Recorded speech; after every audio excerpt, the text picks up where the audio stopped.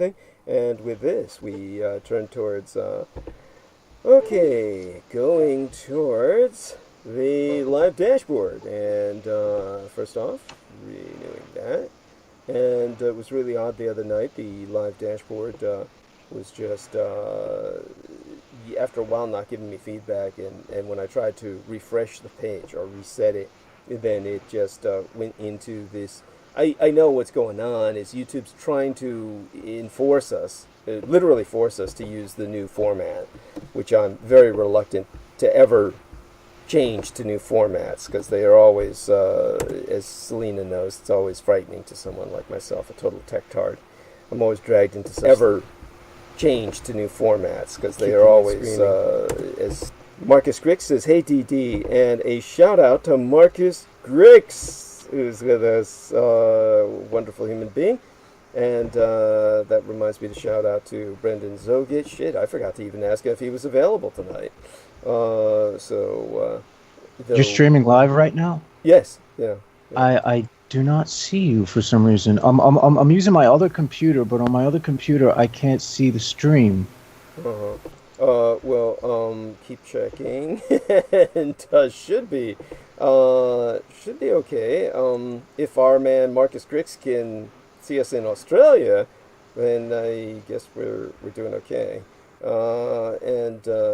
Let's see now. Just checking something here. And all right. Marcus Grix says, sounding good, mate. And then he says, hey, Jameson. So there. So shout out again to Marcus Grix, who's giving us good feedback on this. And let's see if the link works. All right. Then with that, I can change all the links on the promotional banners. And shout out to Selena Khan, of course, for making those available on Instagram. Now, okay. And now let's turn on the voice. Shout out to Selena Khan, of course, for making those available on. Good. So this is working now. We'll change everything here. And, okay. Refresh this page in a second. In the meantime, I ask of everyone to start talking trivia. Mr. Reese will give us an update as to whether or not he can finally receive us at his end, where they've got. Yes, I see you on my. Okay. Yeah. Let me just mute that. All right. Yeah. Wonderful. I see it. Perfect. Thank you, sir. What I'm doing right now is I'm posting some news articles to my Facebook page, so if we need to go in and get some news or anything, any interesting stories, they'll be posted on my page. But I'm looking at one, and it says Kevin McCarthy, I guess that's a Republican leader. He said there is no place for QAnon in the Republican Party. Well, good fucking luck. That's like their religion now. So, he has all my sympathies, but He's got a president who's pushing it, so if he wants to get rid of QAnon, he's got to get rid of Trump, right? So, and it's like President Obama said, or former President Obama, we can always dream, right? He was saying that, what took you so long to all the Republicans, or what few there are that are now saying that they're dumping Trump. Or at least, quote-unquote, standing up to him, or some such bullshit. So, anyhow, let me refresh this page, and then we're going to change the here. And meanwhile, all of you can continue talking trivia. All right. Yeah, go on. Were any of you aware of the death of Donald Trump's brother? It's funny you bring that up. It was something that, by all means, go into it in as much depth as you want. If you feel that there's something serious about it, something with no, there's nothing serious about it. And in fact, it's like, well, I'm just going to say this. Apparently, it would have been better for the nation if it were him instead of his brother. Yes, well, that goes without saying. Yes, I'm sure a lot of people feel that way. Yes. But Because I thought he was already dead. Because when I heard the story, I'm like, I thought that dude was already dead. Because, nobody ever brings him up. I remember Bill Clinton, they kept bringing up his brother. Then Jimmy Carter. Yeah. They kept bringing up Jimmy Carter's brother. You know what I'm saying? So, yes. but Trump's brother, he was never brought up.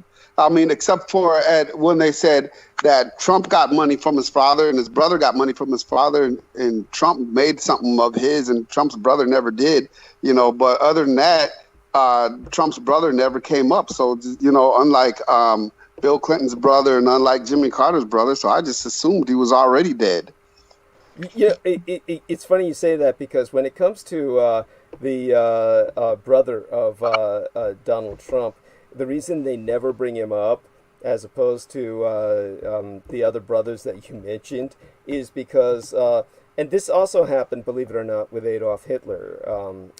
He had a brother, Aloy Hitler, who, like Billy Carter, profited off his brother's position and power by starting his own brand of beer. Now, if you're younger, you probably don't remember Billy Beer, which was a Jimmy Carter collateral damage item. And with Adolf Hitler, his brother Aloy started Aloy Lager.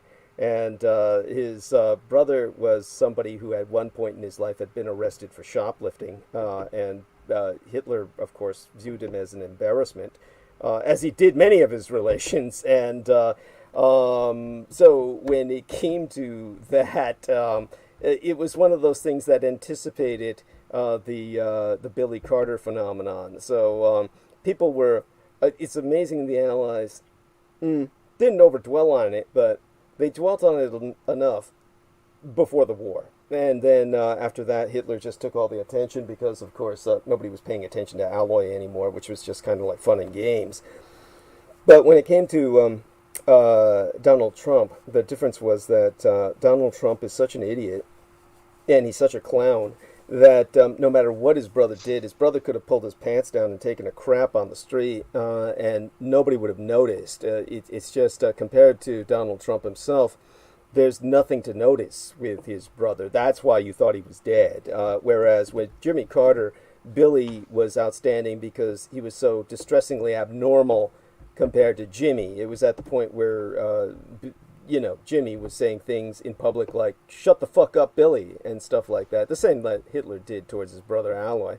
And but with Donald, oh no, there's just nothing to notice compared to that. I mean, compared to that, you can't beat that. I mean, it's just, there's nothing that can out-news someone of that level of insanity. That puts that in some context. But so what were you going to say about that, James? Derek has kind of given us his lowdown on it. So you were going to apparently his younger brother was bullied by him, but they don't go into it that much. It's just like one of those. It's just one of those happenstance things that nobody really is going to really notice.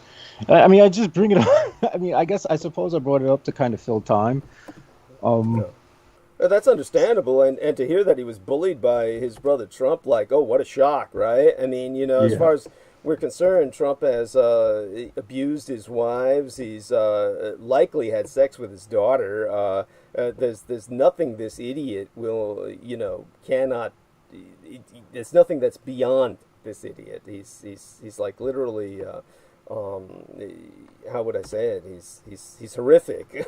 So. And why are people saying that if you want to put a stop to child trafficking, you have to elect the Republicans? I mean, that has got to be the most ignorant thing I've been seeing on Facebook. It's like they're just totally ignoring the fact that both parties are guilty, and that it's even worse. It's like they act like what's his name? Jeffrey Epstein is just some weird, strange offshoot that's never happened before in history.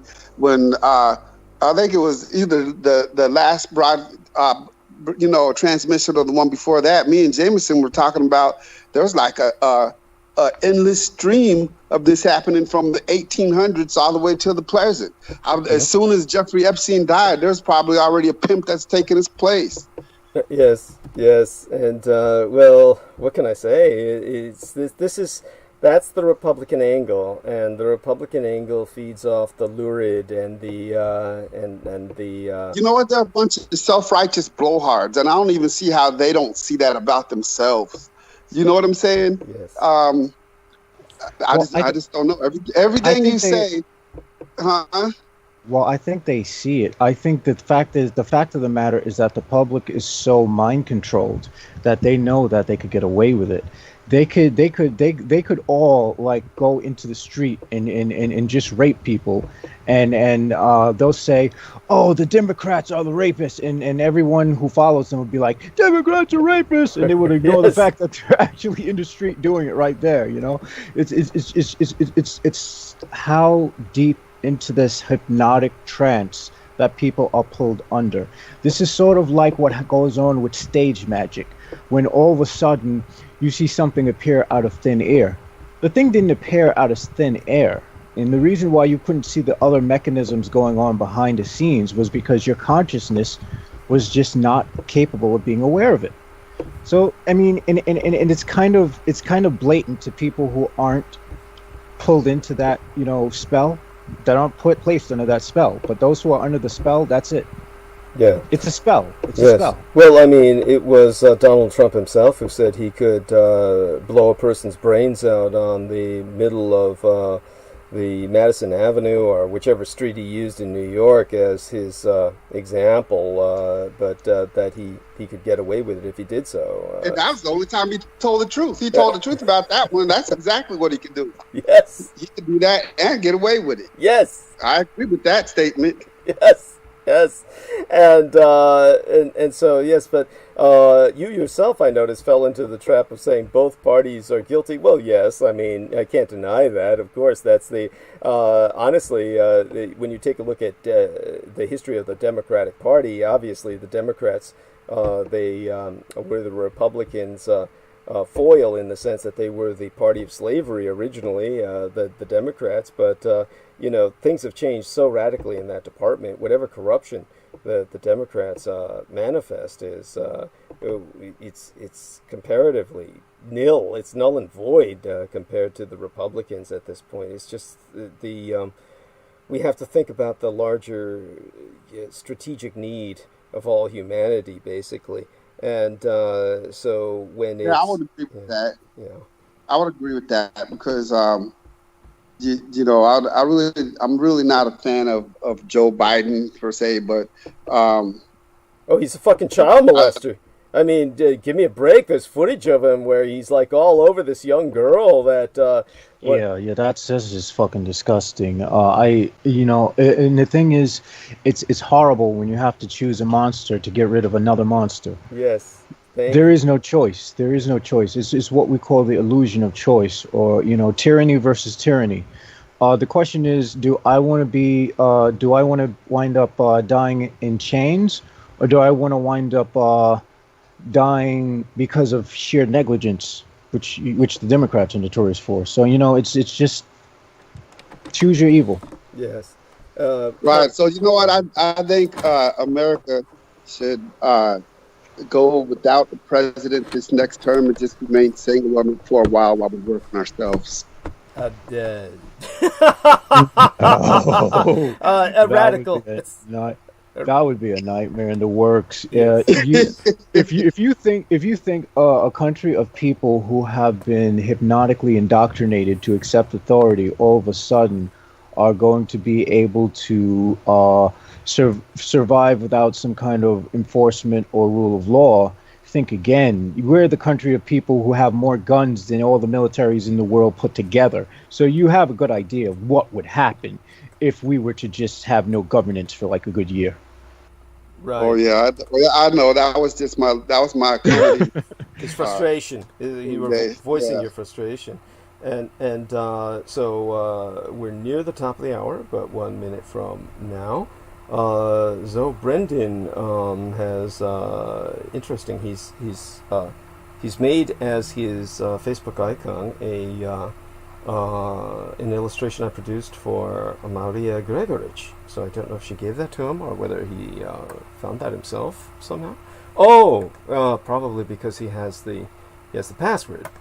He has the password to my timeline now. Okay, that's how he got it. All right, I'm assuming. So with that, we are going to open the program for tonight, open transmission formally, and I want to thank everyone for being with us, who's with us at the moment, and my love to all who are supportive, and I definitely appreciate the fact that we've got so much activity in the chat room already, comparatively speaking. So with Marcus Griggs, he, let's see, is dominating it right now. Desi Watson has joined us and says, very interesting topic of discussion. Well, thank you so much, Desi. Sounds like a feminine name, so welcome to our program. And with that, everyone should be aware that Mr. Peter Moon will be joining us at about in about an hour. So what we're going to do is we're going to just basically follow a kind of generic roundtable. As a matter of fact, I'm going to let the three people who are with me essentially dominate the discussion and buy myself time while I look around for things to analyze. There's already plenty that I know I have to concentrate on obligatorily, and we'll concentrate heavily on foreign policy tonight in my monologue after Peter Moon has taken his leave of us around midnight Eastern Daylight Time, and Peter Moon and I will be discussing, of all things, the strobic effects of flicker and neurological impacts as pioneered by, of all things, a lot of popular culture icons. And Interesting. Yes, and how that led to... I'm sorry, what was that, James? I was going to say, I wonder if there's a parallel between that and also the flashing lights of emergency vehicles as well. Interesting. Stroboscopic effects, yeah. Well, it's a valid point, and bring that up with Peter and see what he has to say. I'm sure there is, and that's kind of like, it's painful to look at. So, I mean, I have to look away when I see those things, and they're not something that I prefer to indulge in. But there you have that. When we have those things on police cars or fire engines or the like, I think the intent is for it to be painful, so that you look away, so that you realize something is amiss. So with that, I'm going to invite, first up, to start the night, Mr. Derek Talley, to give us an update on himself, as usual, and kind of an update on what he feels to be of most immediate importance, after which we're going to go to Selena Khan, and at some point, whenever he feels comfortable, Jameson Reese will step in and talk. He may introduce what he'll speak about, which he'll go into more in depth after Peter Moon has taken his leave of us, after which point Jameson will be discussing what he's already kind of alluding to with Marcus Griggs in the chat room, and and then that'll buy me enough time to basically kind of get my arc of narrative together in my head to monologue about in terms of analysis of world affairs. With that, we're going to turn towards Derek Talley, who will segue us to Selena Khan in good time. And Mr. Talley, thank you so much for being here, and tell us about yourself. And I guess before you even open your mouth, I do want to remind people I will bring this up again after I perform my solicitation for the evening. As well, I want to say hi to Maria Gregorich right now. Mwah! Hey, honey, there's an illustration I produced for you that is now the Facebook icon of Mr. Brendan Zogit, which I think he grabbed out of my messages, since he has the password to my timeline at this point. And so I definitely have nothing to hide, so I allow him to ransack that, since most of it is a bunch of sleazy people making passes at me anyway. But aside from that, yeah, I do want to say that that Mr. George Edward Knight, his wife, who serves as a nurse on the front lines of fighting COVID-19 in England, is now expecting, and the sonogram has been taken, and it is a young girl. So I'll go more into depth in that after solicitation, but I do want everyone to know that George Edward Knight is going to be an actual biological father. He is already the stepfather of 3 young ladies, and he will now be a biological father. And oh my fucking god, that's a lot of feminine energy. His wife and 4 daughters, and he's the only man, and oh my god, that's a lot to handle, and I would kill myself. So aside from that, of course, in my case, it would be battles over makeup and various other silly things that just would not be the issues he's dealing with, which is like changing diapers, which would lead me to kill myself. At any rate, so aside from all of that, we will now turn towards Derek Talley. And oh god, I hope his wife takes off from work. I can't imagine. I see these nurses, and they're like in the 9th month. And Maria Gregori says, my dad survived 3 crazy women in the house. There we are. There's precedent. There's precedent. Love you dearly, honey. And with that, Derek Talley will tell us a little bit about his family and how he survived it, or how his dad survived it. And so, everything going well, Derek? Do you need any help? I remember you needed a little help financially last month. Have you stabilized, or if you're in need of some? Don't be afraid. I've stabilized. I've stabilized so far. I got a month to go. My payments from the disability is just kind of all messed up, just due to the fact that they're going from paying me once a week to paying me once a month. Not that the amount has changed, just the way, and it made all my bills crash into each other. So, but. I'm going to be able to recuperate from this, and I'm still in a good enough position, and I want to thank Selena and everyone who's helped me, and I really appreciate it, and I'll get back on my feet. I just got to spend real frugal, because when I do go back to work, then I'm going to have to go another 2 weeks without a check until that catches up with me, but I'll be fine. I know these things in advance, so I can prepare for them, even though I'm not making anywhere near what I was making when I was actually working. I'm not on unemployment. I paid for disability insurance, so I'm getting the check from disability insurance. But it sure would be nice to still have that extra $600 that the people who are unemployment or getting. I could have. That would have been nice. I could use that. Why didn't you get on unemployment? Well, because I'm on disability. Would that be double dipping? I don't know. I mean, do you think I would fucking care? Do I look like I'm an ethics professor? You're talking to a fucking criminal. Why would I? I mean, you're asking me. I mean, actually, you can get disability and be on unemployment. Thank you. That wouldn't be double dipping. Because I knew someone who did that. They were on unemployment, I didn't know, and they were on Social Security disability because of what was at that time. Well, they were on Social Security disability. I'm on disability insurance. Like that's the same thing. Okay. SSDI, Social Security Disability Insurance. I mean, that's what I'm on, except I'm on it, permanently, because I'm on the 250% disabled program, which means that I have to be underemployed as a kind of constant to maintain my Medicare and Medi-Cal. So in your case, what you can do is, well, it's kind of maybe too late now, but it's something that you might remember for the future. If something happens again, like you stub your toe. But here you are. You should have been consulting with our expert, Mr. Reasoner, first, and could have had all that. Oh my God. But anyhow, go on. Yeah. Well, I'm recuperating.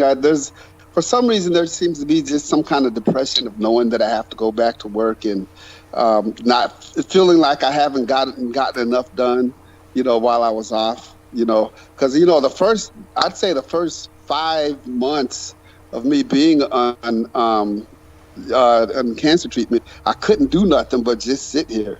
I couldn't do anything. I mean, I was just so miserable. I kept throwing up, but it's like I really, my health has really bounced back, and I'm grateful for that.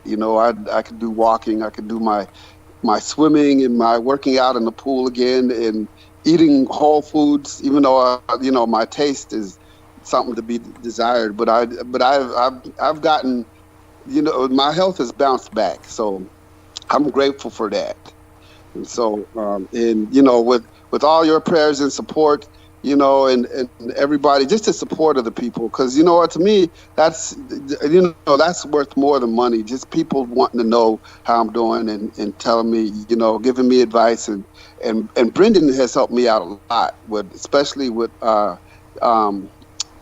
giving me pointers on what supplements to take and what to eat and how to eat and stuff like that. So Douglas, you've been a real blessing to me, you and your audience and all the supporters and everybody. So I just want to thank everybody. I'm doing a lot better now, and I just want to say thank you to everybody. Wonderful. That's so wonderful. And so do go on if there's any stories in particular you feel should be brought to our attention. You, of course, are aware of the Special Forces soldier who has been caught in his treason, supplying information to the Russians. Yes? No, I didn't know about that one. See, okay, I'll look for that one and put that one on my Facebook page too. But I'll give you a rundown just on the articles of the stories I have. I'll talk about them later, but I'll just give you the headlines. Yes. One of them, James Comey, ex-Trump supporter, advisor. Steve Bannon in a world of trouble. So he's talking about the world of trouble Steve Bannon is in. Kevin McCarthy said there's no place for QAnon in the Republican Party. At least 13 killed in a Peru nightclub stampede triggered by police social distancing raid. Now, Tennessee mom says parents asked to sign a ridiculous waiver that says they will not eavesdrop on their kids' online lesson. So, there was no such thing as online lessons when I was a kid, but anytime my parents could be there and listen and see and hear what I'm being taught at school, that's their job. You know what I'm saying? So with the kids being at home and the kids being sat in front of the computer to do their homework and schoolwork, here in Tennessee, the parents are asked to sign a waiver saying that they're not going to eavesdrop on their kids' lesson while they brainwash the kids' little minds. New York City's ban on dancing in bars is likely to be replaced today because the Cuomo had put out a ban on dancing, no dancing. Her former colleagues called in a wellness check, then police shot her to death. So some lady who, I guess her colleagues, she hadn't shown up to work and her colleagues called on a wellness check. And I keep hearing this story over and over again. They go in for a wellness check and they shoot her to death. God, I called in a wellness check on Judith Agert one time. I'm glad she survived. Holy shit. Hold on. Anyhow. Not just brutality. Cops keep getting arrested for child sex crimes while on duty. 2 storms, 1 Gulf. Marco upgraded to hurricane as tropical storm Laura looms. And Uber Eats found to be underpaying drivers on 30% of trips, programming sleuth finds. Another NYC war zone weekend, over 30 shot, many of them bystanders, and violence reminiscent of the 1980s. And then Pentagon report deems covert surveillance aircraft flown over George Floyd protests legal. So they had a surveillance aircraft that they usually fly over countries to take pictures of, foreign bases or whatever foreign, missile installations and shit. Yes. Yeah. They flew it over the protesters, I guess, to get pictures of the protesters. We'll look more into that. Last week we spoke about the ridiculous tracking devices that the students had to wear in Michigan uh, for to make sure they didn't travel more than 4 miles away from school. Now this comes out. College contract tracking app readily leaked personal data, reports find. So those are the stories that I got, and I'll look for that one with the special forces guy leaking the information to the Russians. Right, and I think that is indicative, unfortunately, of the mentation processes of so many that are have infested our military at this point. So I definitely it should be easy enough for you to find. And with that, of course, I want to bring on the lovely Selena Khan. Selena Khan will, of course, bring us into awareness of many things that are important that we haven't even actually thought of ourselves. And she, of course, without overdwelling on it, because she wants me to just not overdwell on it. I do want everyone to know none of this would be possible without her. She's helping with so many of my responsibilities right now, since I'm not really a competent adult. So with that, dear lady, do introduce yourself briefly, as you always need to do, because we always have new listeners, and then let us know what you feel is important, both in your world, what you've been dealing with, and what that shows us about the larger world. Okay, so yeah, no, so hi everyone on in the chat room. Hugs to everyone. I really wanted to shout out to Sarah Shields. She's my good friend. Yes, hello, Sarah Shields. Also, Mwah. Go on, honey. Yes, sorry. I will, yeah, and Miguel and her, and who else? Oh, God, Lena I Shea, of forgot course. her name. Yes. Yes, of course, absolutely. I'm in touch with her a little bit. Because we have different friendship with her, so I don't Yes. know. I definitely miss her Yes. presence. Hopefully, Oh, if we all she do. wants to, she can join me and we can share a lot of things. Yes. But so yeah, wish her well, absolutely. So the other thing is that I don't know what I'm gonna talk about. I'm not very educated in global politics, geopolitics, what is happening in the country, and all this. But I'm very concerned.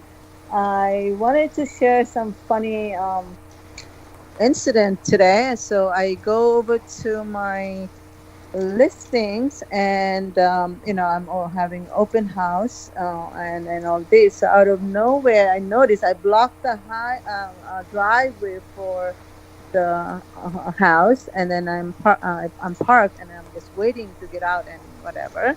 So out of nowhere, I noticed basically the two police cars behind me, and they're like parallel parked, meaning side by side, and they're blocking the road.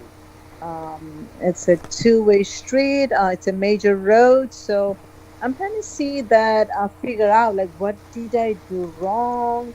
Are they gonna give me a ticket? I was just scared to death. But then again, I live in Long Island. Police officers, they're very friendly. They have humors and they're nice. So I was scared to death, like, like what they're gonna do, because I'm very good with getting tickets, not knowing, how I get it, and I paid so many. Anyway, so I'm like, oh, what's the worst can happen? They're not gonna kill me, so I get out of the car, and then at the same time, the police officer also came out.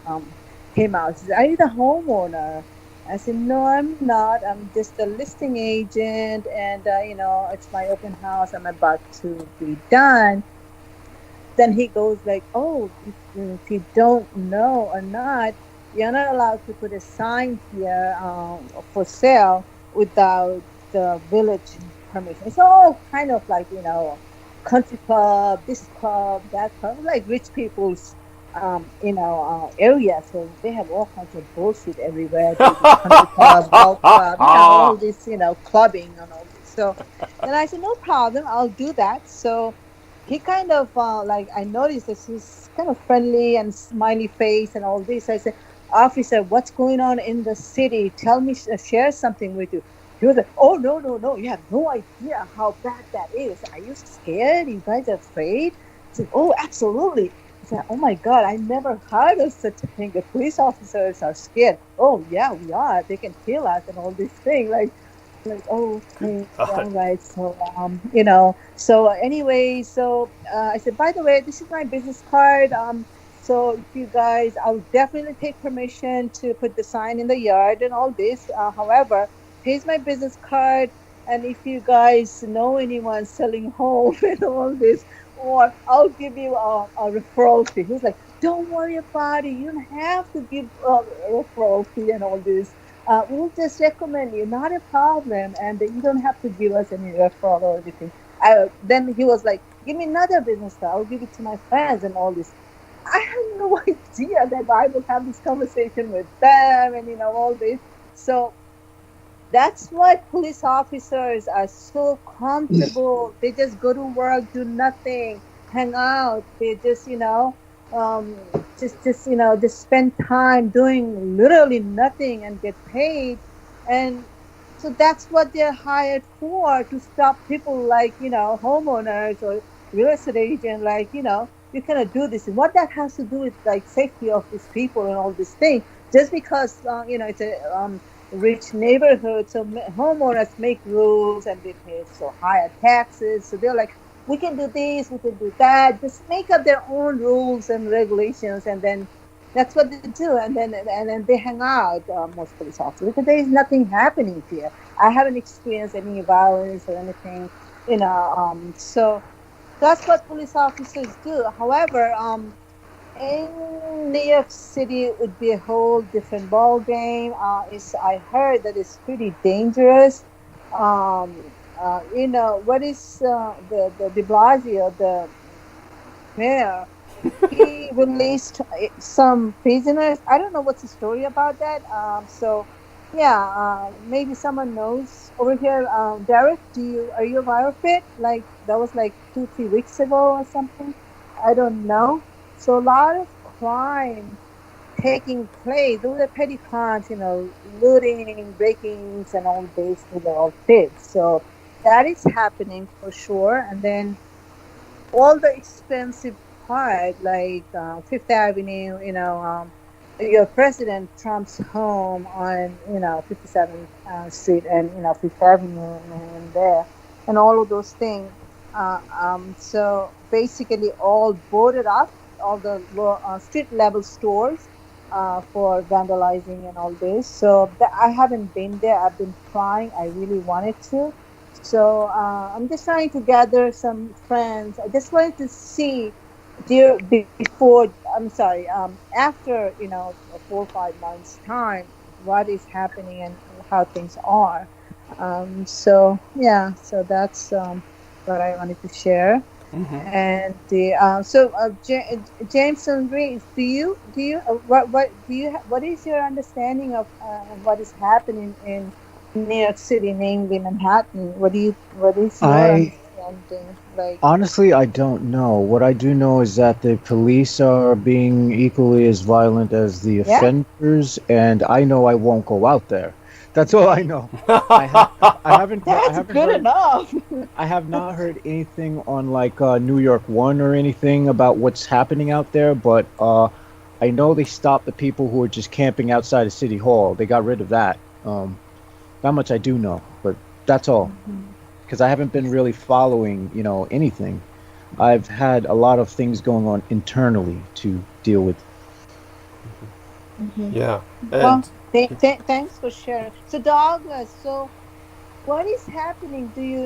Have you done any research or anything? What is happening in New York? All the businesses shut down pretty much. Well, people are leaving. Yeah, what I've got is more or less a kind of feedback. By the way, for some reason, I don't know why, sound, I count on everybody to tell me the audio quality because I noticed that there's kind of a staticky kind of nature to the quality of sound tonight. It's not like really as sharp or defined as it usually is.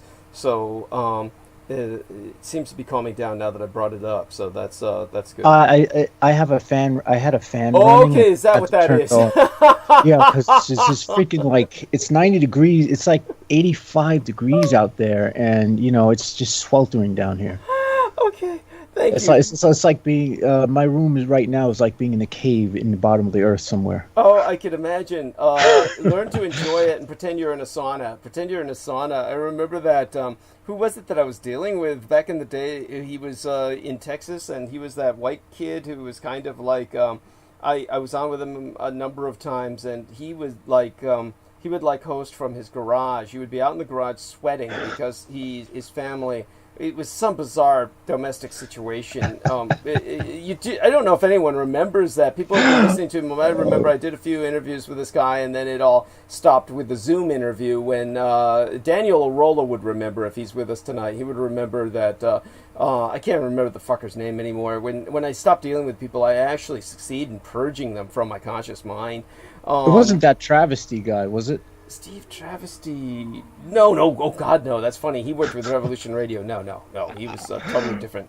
Totally different. But what I do know is more about upstate New York thanks to Lena Shea. She did report that basically there was some woman, a black African-American woman in Albany, New York, who suffered a kind of COVID-19 nightmare. And so she basically has been going through hell after contracting the virus. And the one thing that Lena Shea was pointing out, well, several things. She pointed out that we really don't know how the COVID-19 impacts the body, and it does seem to have long-term health impacts that it's a gift that keeps on giving in the most negative way. So people are impacted the rest of their lives. This is why you don't want to catch this shit. I mean, maybe not everybody is, but plenty of people are. And so she had some other potentially dangerous situation she was facing that was compounding her health issues, which, with your average single woman, it's usually some stalker ex-boyfriend or something like that, I would imagine. I didn't read the article itself, but one of the things that Lena Shea herself was personally emphasizing as our correspondent from the Empire State, or rather, by that I mean all upstate New York, outside of New York City, she was emphasizing the fact that black people have disproportionately been impacted by the virus nationwide, and within New York City itself and outside of the New York City megalopolis, black residents have died of COVID-19 at twice the rate of their own population base. That would mean 17% compared with 9% of the population being black. And a Boston-based biotechnology firm's preliminary research found that black people who visited hospitals with COVID-19 symptoms in February and March were 6 times less likely to get tested or even treated than white patients. So this is obviously an ethnic cleansing, and so we're in the midst of an attempt at culling the black population in these United States. There's no other way to look at this. So when people disparage Black Lives Matter, they really need to be confronted with these facts. Literally have these facts shoved in their face.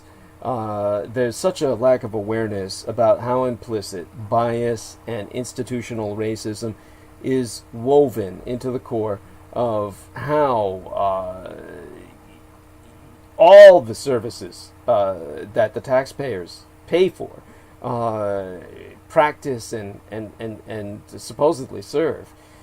So the healthcare system is exemplary of that, and basically you can be the doctor with the best of intentions, and subconsciously, because you're not aware of all of these different dynamics, implicit bias can play itself out in the care that's given, no matter what.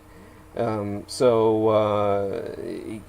may be no explicit evidence that bias influences someone's care, but the dismissiveness that black patients feel is something that they've probably experienced all their lives. You're just getting sicker because people are not believing that's what it actually is. So yeah, that happens in my experience. And another thing I like to add on is that it seems there's a biological factor as well. The coronavirus has been known to attack people with A blood type more, and a majority of people of African American descent have the A blood type. Yeah, that's right. So please continue. I mean, I'm finished with what I've said in response. We're at the bottom of the hour, so I'll count on the round table to carry us until we bring on Peter Moon. And by all means, everybody, please go for it.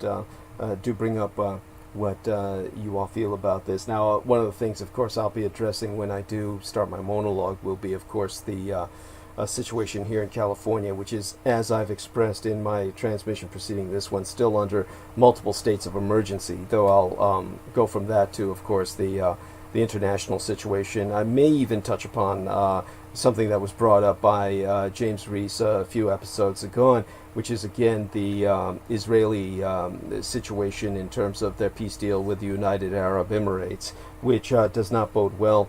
I mean, I did mention how static and just almost stagnant the Palestinian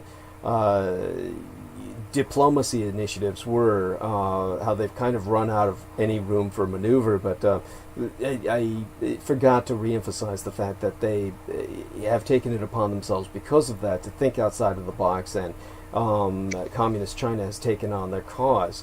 So we have a real potential with Communist China and Iran lining up against Israel and the Gulf states, which would include the House of Saud. So really a powder keg going on there. But that for later tonight, if I get into that at all tonight. Aside from that, the other thing that comes to mind when we were talking about this kind of lunacy and perspectives is that there was a gang rape in Israel, which for some reason all of this brings to mind for me when we talk about this kind of stupidity when it comes to perspectives. The Jewish culture is very patriarchal, as Selena Khan can attest to. She deals with Jews all the time, and the Jewish culture is very, because it's patriarchal, is essentially misogynist. And in Israel, at a beach in Tel Aviv-Yafo, the financial capital of Israel, where all of the world's embassies are located, is in Tel Aviv, because Israel is universally not recognized as a legal state. The United States is trying to change that and move its embassy to Jerusalem. They already have done so, in which case it's, again, adding to the powder keg nature of what may lead to a Armageddon conflict in our time, which, of course, all the American Christian evangelicals are fucking praying for.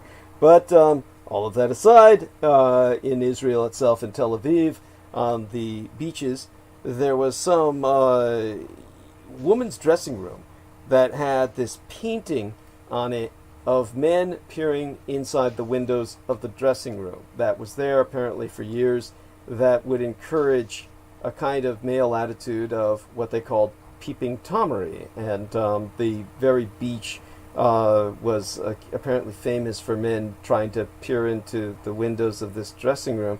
And women had been complaining about it for generations. I mean, this painting had been there since the 70s. And but all the men just thought it was cute and funny. But then a 16-year-old girl was recently gang raped. And what's outstanding in the most negative sense about this case is that there's 3 teenage boys who were captured because they were essentially cock deep inside of her by the time the cops arrived. So they were too busy fucking her to pull out, and when the cops captured them all, each one in an orifice, as you can imagine, she was essentially plugged up in all 3 available orifices, other than her ears maybe, or her nostrils. And by the time the cops arrived, they got these 3 teenage kids who insist that there were 30 men waiting in line to rape this 16-year-old girl outside this dressing room. Now, apparently, the president of Israel believes that because he's gone public to state that this is a crime against humanity, which implies this is like a war crime. The police, however, are insisting, there was nowhere near that many individuals that could have been involved, which means there's a lot of men with identities and reputations that need protecting. This being the financial capital of Israel, and that being a beach where many of the more privileged hang out. That means that there were probably a bunch of financiers or bankers or high-level Israeli citizens, males, of course, who basically the cops let go. And they took the three punks while letting the men get off in more ways than one and just escape any kind of identification, let alone repercussions. So that bears kind of following from a sense of morbid interest in women's rights in Israel, because they claim to be this progressive Western-oriented state. That aside, I'll turn it back to everyone. That's not going to add to J.Mo Reese's positive impressions of humanity, of course, but turn it back to all three of you to take it in whatever direction you want after that. I just had to bring that up before it dribbled out of my ears, because otherwise it would sit in there and fester and result in some kind of nightmare or something at some point. So all of that. I wanted to bring up something that we left off with the video game. Oh, yes, thank you so much. But that adds to the mystery. Do describe what it was that you feel about that, and then tell me, with Michael Aquino's obvious involvement with that, what would be the intention of the positivity of that game?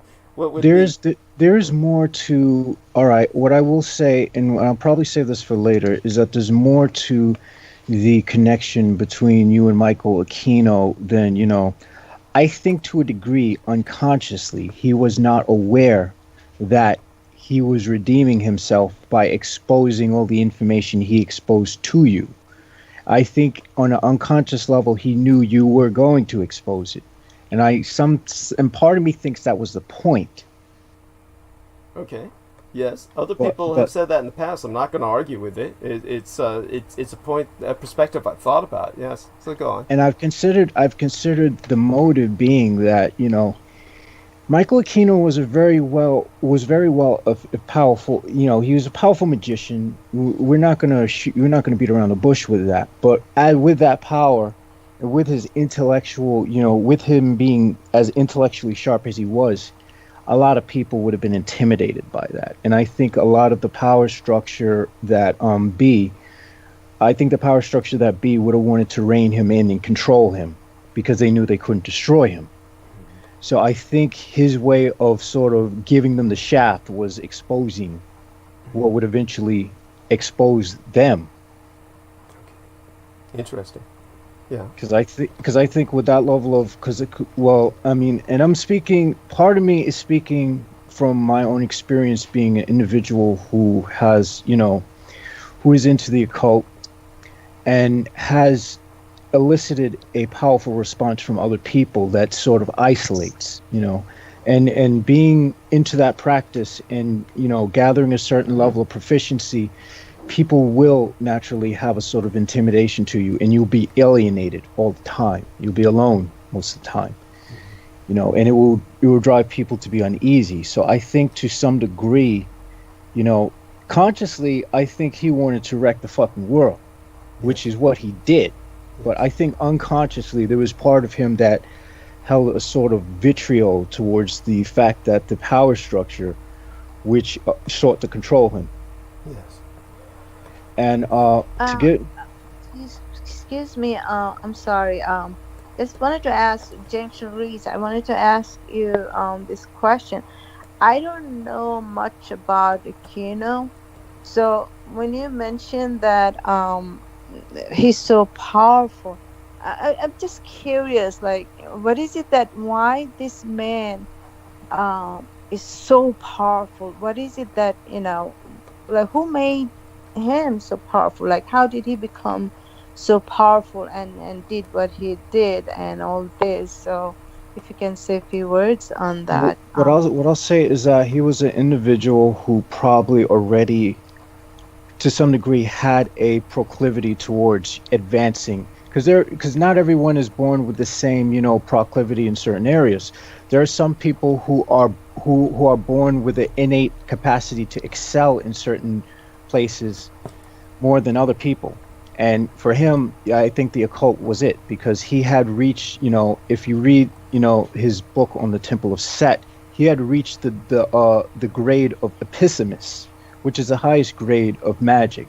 That's what IPOS stands for. And I think Peter Moon was going into that in a previous transmission, but he wasn't sure what that meant.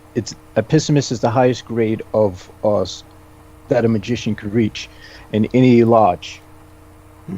Yeah, very important. Wow, And, thank you. Yeah, Appreciate that. and what the reason that Michael Aquino became so powerful, honey, is because basically Michael Aquino was someone who was, of course, standing on the shoulders of quote unquote giants, terrible giants, and these terrible giants were the people who began to pursue the occult during World War II in particular, out of desperation.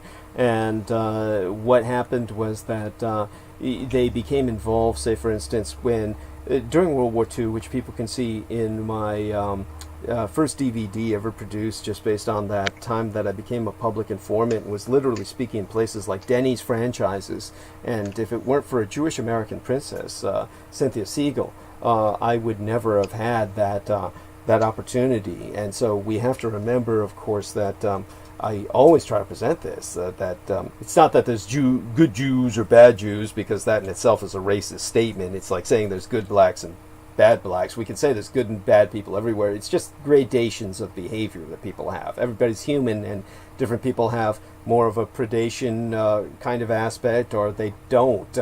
But in terms of Cynthia Siegel allowing me to present what I did, one of the things that I emphasized was that you had this example of Robert Goddard, the father of American rocketry, and even the German rocketeers, viewed as Nazis by the Americans, like Werner von Braun, were insistent that all they were doing was taking American technology and putting it to use. But that technology sourced from Dr. Robert Goddard. And here you had the father of rocketry in the United States. The Americans refused to consult him during the war. They instead turned towards Mr. Strange Angel himself, Jack Parsons, because he was a practicing Satanist. It was the Satanism that appealed to the Americans. And they said, well, this unlike Dr. Robert Goddard, this man is a Satanist. He's one of us.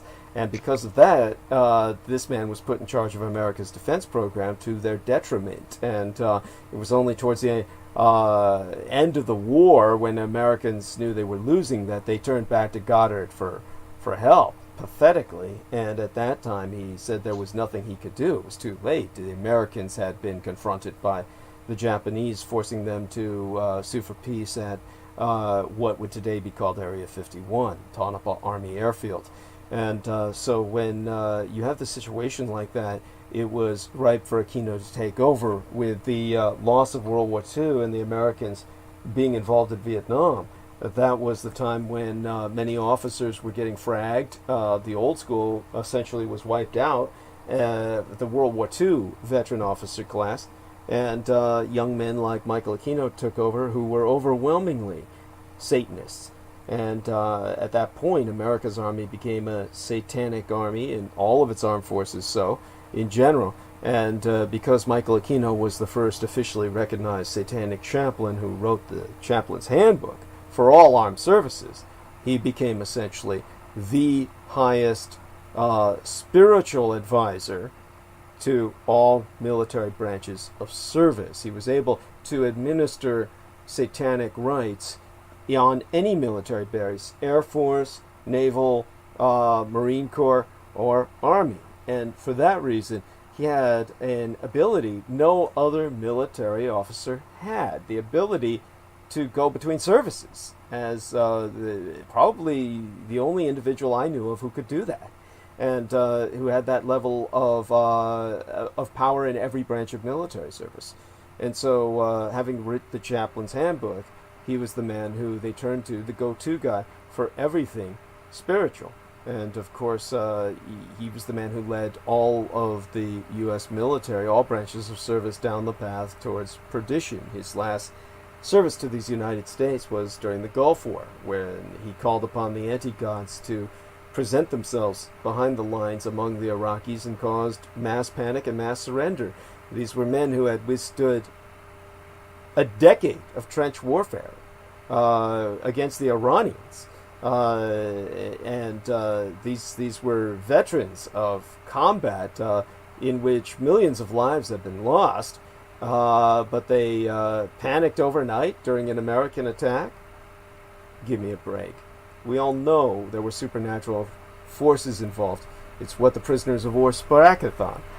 But after that, Aquino was able to retire. That was the last service he provided in uniform, and he retired, or rather retreated from the U.S. military, retired officially, and went into the civilian intelligence at that point, the NSA, National Security Agency.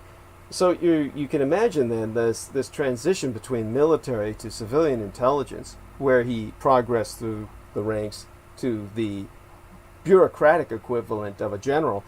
And of course, it was men like him who had written the book Mind War, which Selena Khan read, and that was co-authored by General Vallely, who himself claimed, as a talking head, a pundit, a consultant on military affairs for Fox News, he asserted openly he had created ISIS as a radicalized Islamic front that was orchestrated by the mercenary corporation headquartered in the United States. So you have these people playing the world, gaming the world, almost as a hobby. And what is that if not the ultimate form of power? The fact that you can, as a civilian, brag about organizing a terrorist front on a reactionary media channel, and no one calls you on it. No one says anything. No one condemns you. I mean, they keep consulting you as if you said something like, "I organized a boys' club." It's like this is the level of power these men had. Beyond that, Michael Aquino also, during his time that I was working with him, was already consulting with underground Russian movements on behalf of overthrowing the Soviet Union. That's how he contacted Alexander Dugin, who was a Satanist, a co-religionist, who is known as Putin's brain, essentially Putin's Rasputin. With this level of power where you're able to manipulate entire empires on either side of the game board, that's where Aquino came into the true, almost ultimate power. And the world was just a game board to him, and people were not even pieces, as I said. The majority of humanity is not pieces on a game board. They're just dust motes of dust that get kicked around like dust clouds. They get kicked up when actual pieces are being moved. The pieces would be people like Putin. So tools and pawns like Donald Trump. Those are the pieces. So as one of the players, Michael Aquino was in a position of power that very few people in history have ever been in. So that's what renders myself so important as a product of his, so to speak.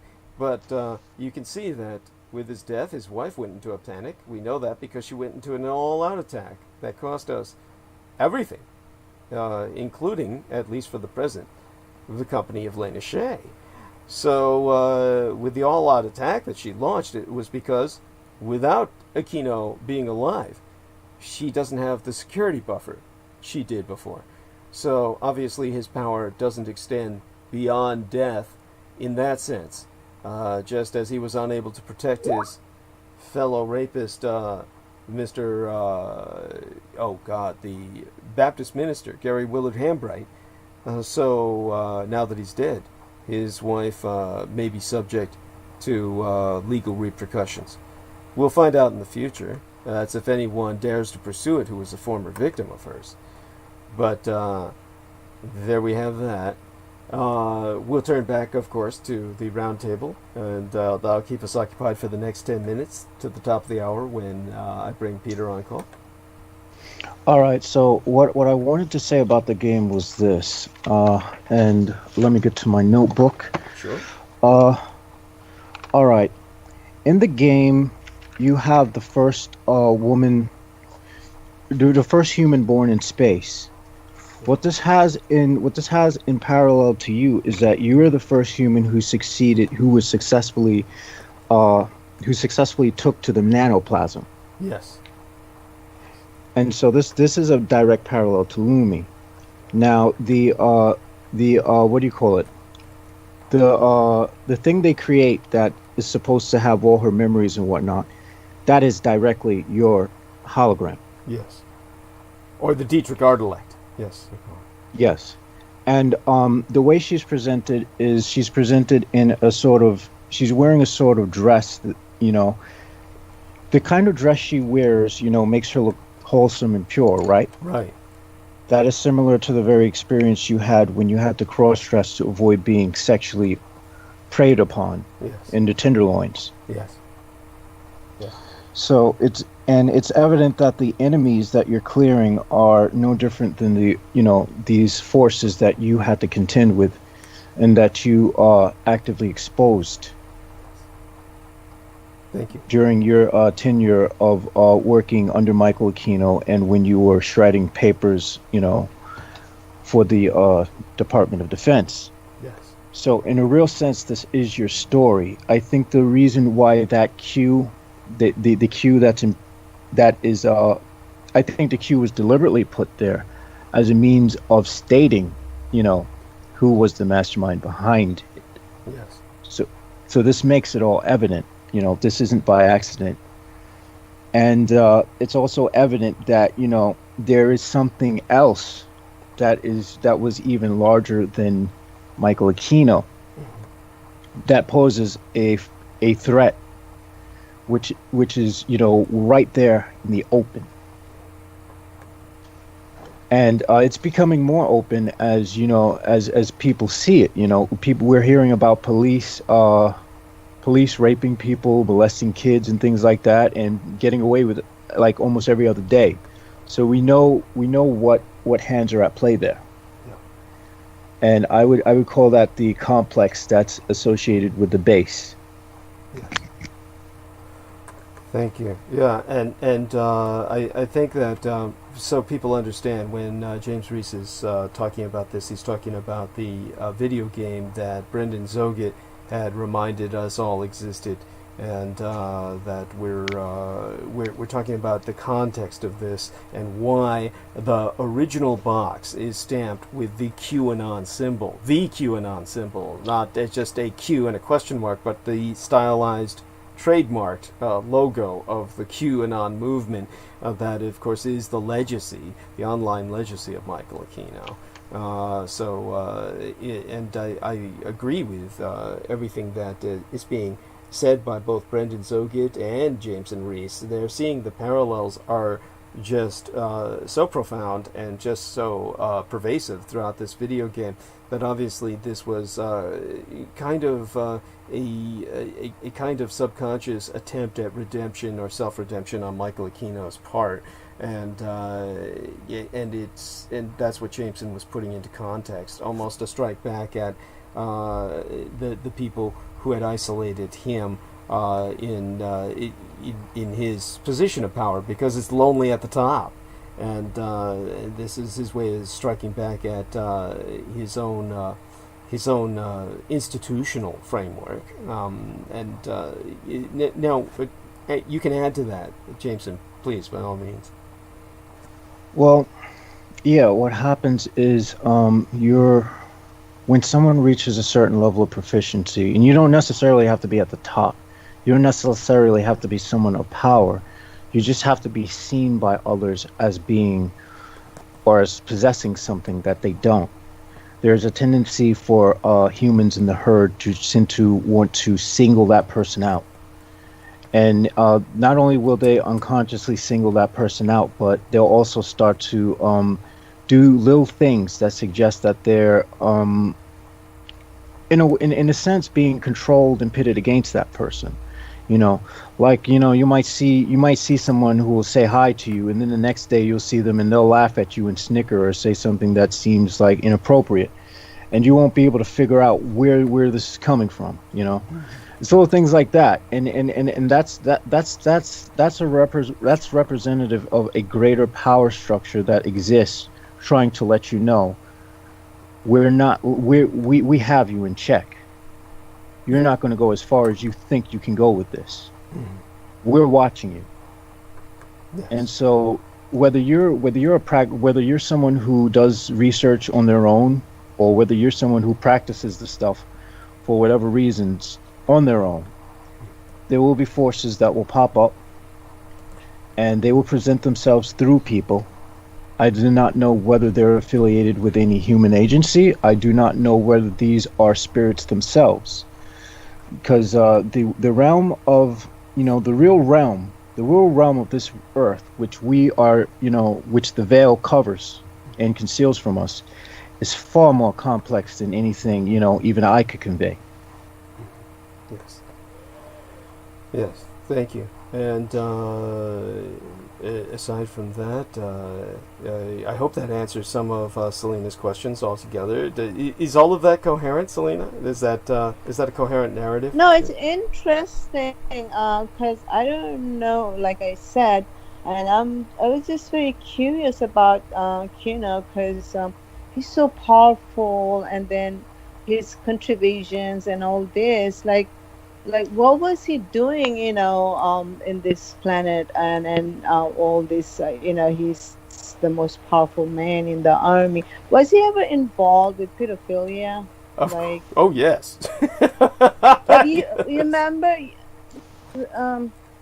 one time you mentioned that, I don't remember if I'm saying it correctly, that he never, abused children or something like that. Is that what you said? He probably was involved with pedophilia, but then again, you also mentioned one time that he was not involved in a procedure, that army base and other children were there underground in the basement and all these things. So was he like abusing these children and killing? Because one of your presentation, you were talking about it, that it was like summoning of and then there were this children's the, I don't know how to say it, when they were summoning, they were shooting those they were CPR. These were CPR dummies. Your hair got dummies, and then your hair got really turned white that night, and then there were people downstairs, screaming for ambulance or something because people were having heart attack.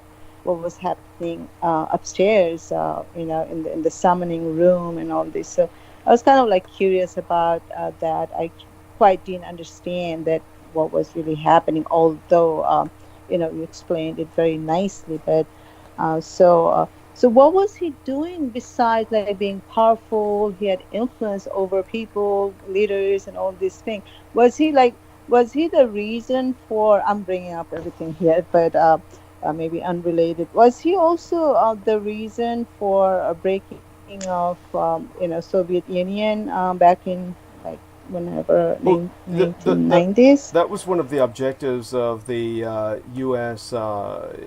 Government. Supposedly, it was one of those conflicted objectives where it's something that the United States government was working on and yet never really had intended for it to work. Now, and what you're bringing up with everything that you're recounting It's what's called a conflation. It's a conflation of several different memories. In other words, several different experiences that I related. One way to say it, without saying that it's fiction, which it's not, is that it's several different stories you're mixing up.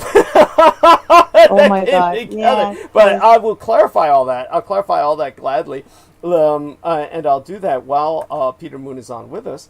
And I'll bring that on. I'll explain to him the context of what you just said, and then that way I will, relate to you what happened. Put that in context while he's with us. So let me bring him on. Yeah, sure. I just brought it up out of curiosity, but you can anytime. It's no rush to bring this up. Oh no! I think it's always relevant, and he'll be quite open to participating. So, Mr. Moon, can you hear us? I can hear you fine. Excellent. And of course, everyone who's with us is just going to maintain themselves in the background, and they will interject themselves if they feel any questions or comments will be constructive. But I do want everyone to say hello to you, and this way we'll make certain that they heard you. Was everyone able to hear Mr. Moon? Selena? Hello, Derek? Peter. Hi, Selena. Yeah, I heard him. Yeah. Sound good? Hey, Peter, how you doing? This is Derek. Derek, yes, I recognize your voice. Good to hear you. And Jameson, you could hear him as well. You did acknowledge that, Yes, right? yes, I could barely hear you when you did so. Sorry about that. Hi, Peter. Yeah. Hi, Jason. You're pretty faded out, but I did hear him. Yes. He's probably muted because we had a problem with his fan in the background, and he's probably going to stay muted while he has the fan on, and then turn the fan off whenever he unmutes to speak, is what I recommend he does.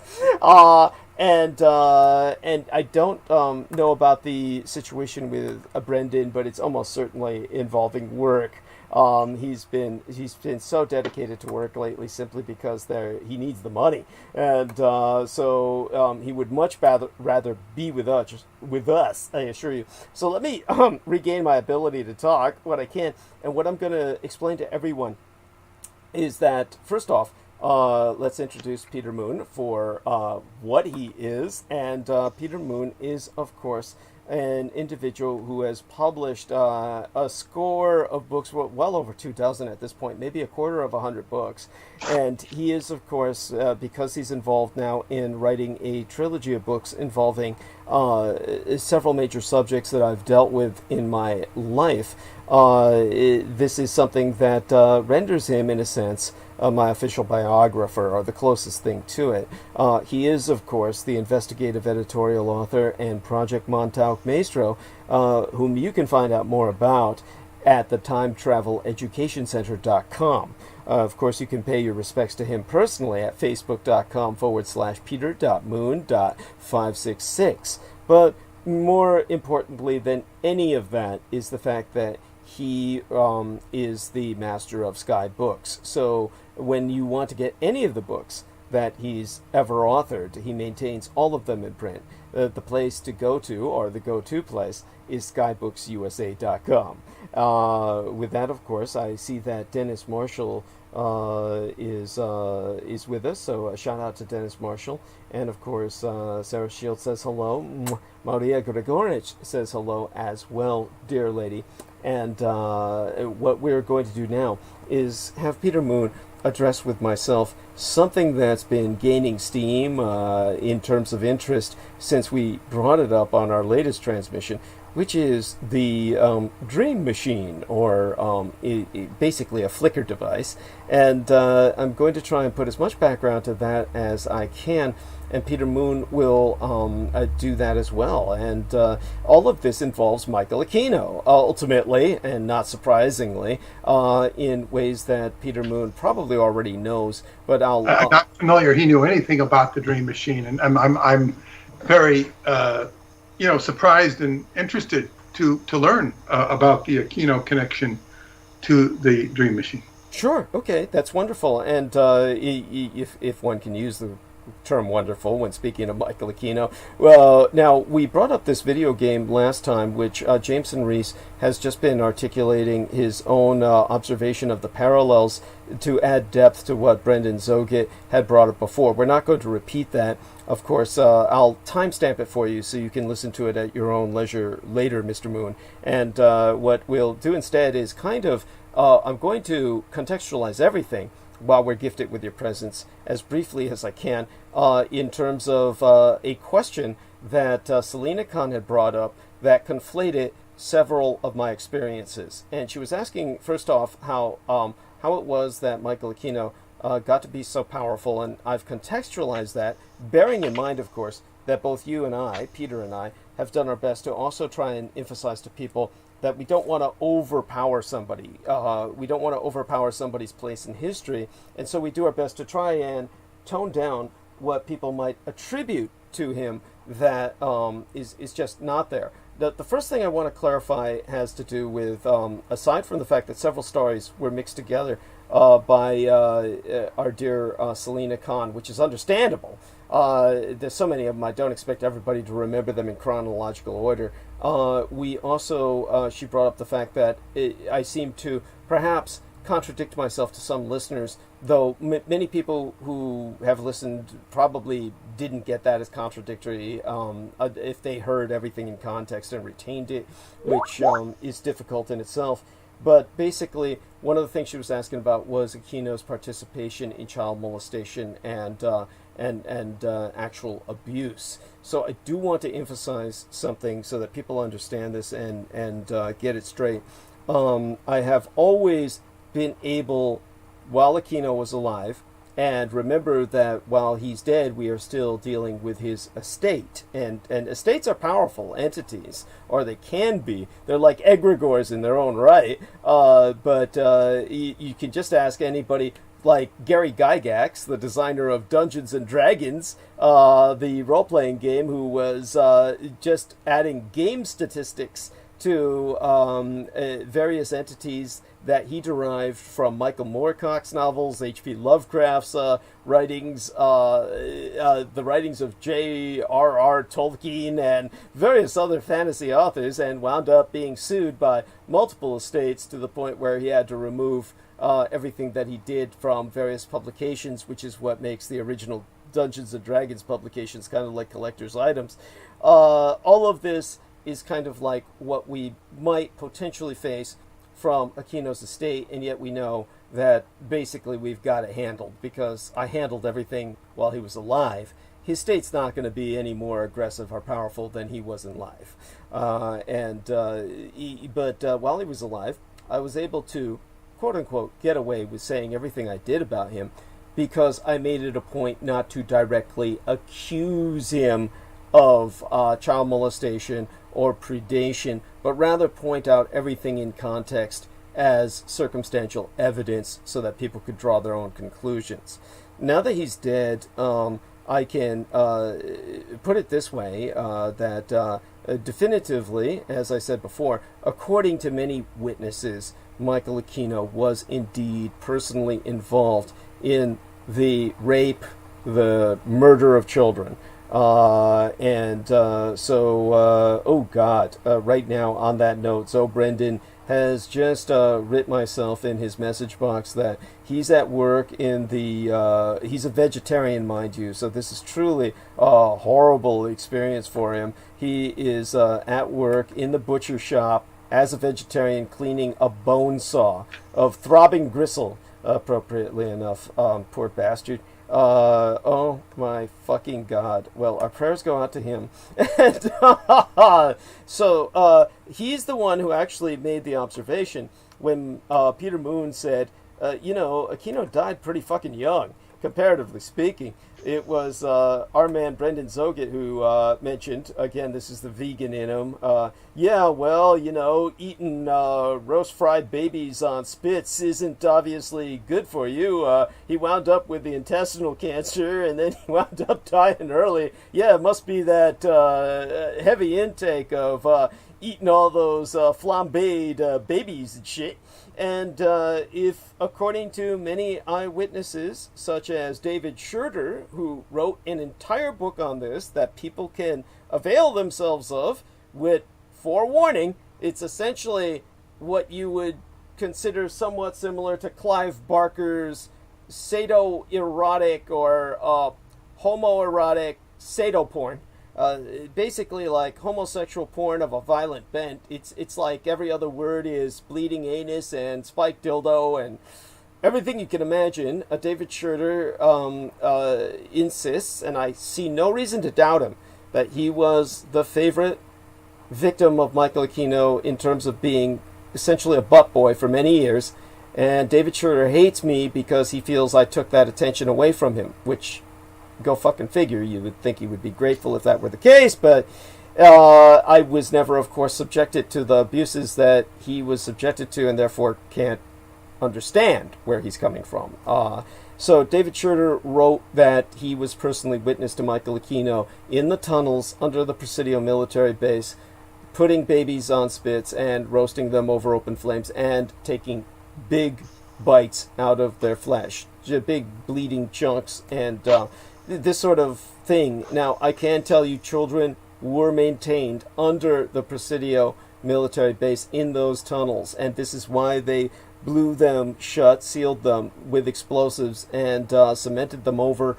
If someday someone manages to breach those tunnels, they will find not only ancient bones of the ancient Indian tribes that were worked to death by the conquistadors to mine gold and died by the hundreds, if not the thousands. They will find also at least hundreds of skeletons of children of all ages that are under the Presidio. And so that is a fact I can attest to. The other thing we know for a fact is that many children described Michael Aquino as their rapist. They identified him, picked him out of a lineup repeatedly. With all of this evidence, one can draw the conclusion quite safely and quite logically that Aquino was a serial rapist of children. So let's get that straight. What I did say, and this was something that needs to be emphasized as well, is that when I served as his liaison, and while he was gone from the Presidio military base, he was off-site during the heaviest period of scandal that the base was undergoing in terms of exposure. This was something that I had to attest to professionally. I had to basically, in a sense, save his ass, not because I was under orders to save his ass. I was under orders to tell all truth as it factually stood. He never signed in or out of the Presidio military base during several key incidents in which masses of children were exposed as being gang raped. And so that was essentially one of the key defensive points that was made in his defense, even though he was never present except for one appearance in full uniform during trial, in which it was emphasized that there were so many national and international security clearance, how would I call it, situations that would be breached were he to be placed on trial, that he simply could not be placed on trial for reasons of national and international security. That was the only time he ever appeared, and basically intimidated everyone and disappeared as if he was never there. This was the level of power this man did have, and the level of backing that he had. But when it came to the how I said, oh, he never participated in the abuse of children, what happened was that when the major scandals were being exposed, I had to attest to the fact that he was not on site at the time of major incidents. Now, that, of course, as I qualified, he was at places like West Point and in the state thereof, where West Point, of course, is located between the Virginias. You have this situation in which there were scandals ongoing, in which kids were being abused, and in which Rudy Giuliani was personally brought in to attest on Aquino's behalf and on behalf of all of the satanic officers that nothing was going on, that the children were abusing themselves for attention.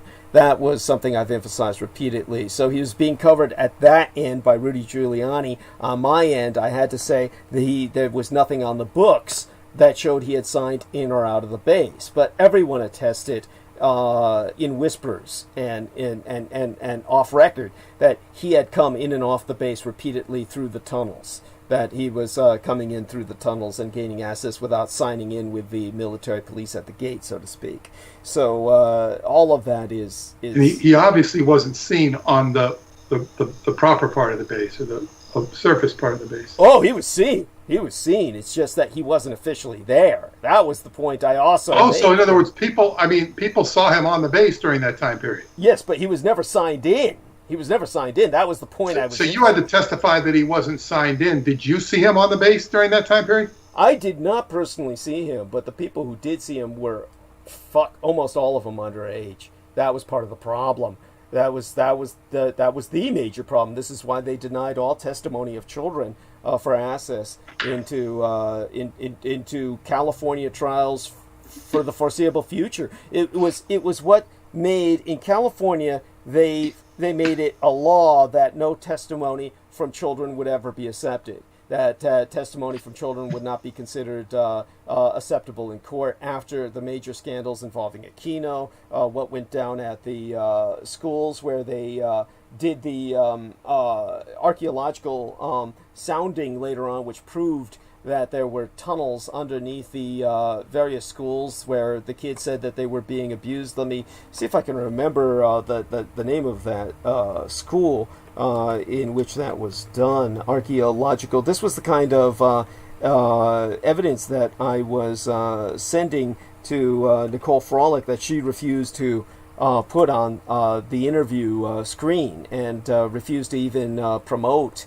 or share with the public. It was what was edited out of my interviews. Sounding Tunnels School. Let me see if I can find that, and we'll get to that, because the school I've managed to block. Martin, thank you, honey. Crystal River says McMartin. I couldn't have gotten that out without her. Thank you. It was the McMartin Preschool. And so it was that the McMartin Preschool was going on as a scandal simultaneous to the Aquino scandal, and these are all in California. And the McMartin Preschool scandal is where hundreds of children said they were brought into tunnels and raped. These were tunnels separate from the Presidio tunnels, but there was some evidence that they may all have been ultimately connected, which is possible, but it would have been, it would show that there's tunnels all throughout the state of California that exist for miles and miles and miles. It would be not inconceivable. When you look at places like Romania or Yugoslavia, there are obviously tunnels that extend throughout the Balkans. So with that level of peninsular tunneling, California being tunneled that extensively is not inconceivable, especially with all of the military projects involving tunneling that had to do with quote-unquote nuclear war preparations. And yes, probably all the children are correct in what they say. And so when it came to the McMartin Preschool scandal, an archaeologist was independently contracted by the parents who proved the tunnels did exist. This was, of course, not accepted as evidence in court. This was Edwin Gary Stickle was the archaeologist who used ground-penetrating radar to prove that. All of this is like something that you can... I provided the PDF of his research to Nicole Frolick, which was rejected, and she refused to incorporate that or integrate that into the interview. All of that aside, and she was, of course, ultimately the person who filed the complaint that got us knocked off bandwidth the night I was talking about Lilith, the archetypal figure, as opposed to Lilith Aquino, who thought in her mania I was speaking of her. And that's what got us onto Derek Talley's channel, where that interview exists. And the only other way you can access it actually is by linking through my YouTube channel or going to Derek Talley's channel, which most people don't know or don't subscribe to, or you'd have to go through my website, douglasdietrich.com.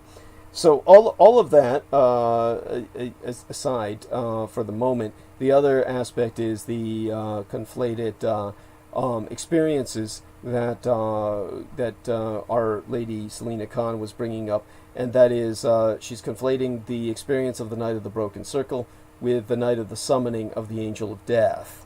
So what happened was, on one night, the Michael Aquino was summoning the Angel of Death with his coven, and that night he was essentially had a wax hand that was called the Hand of Glory.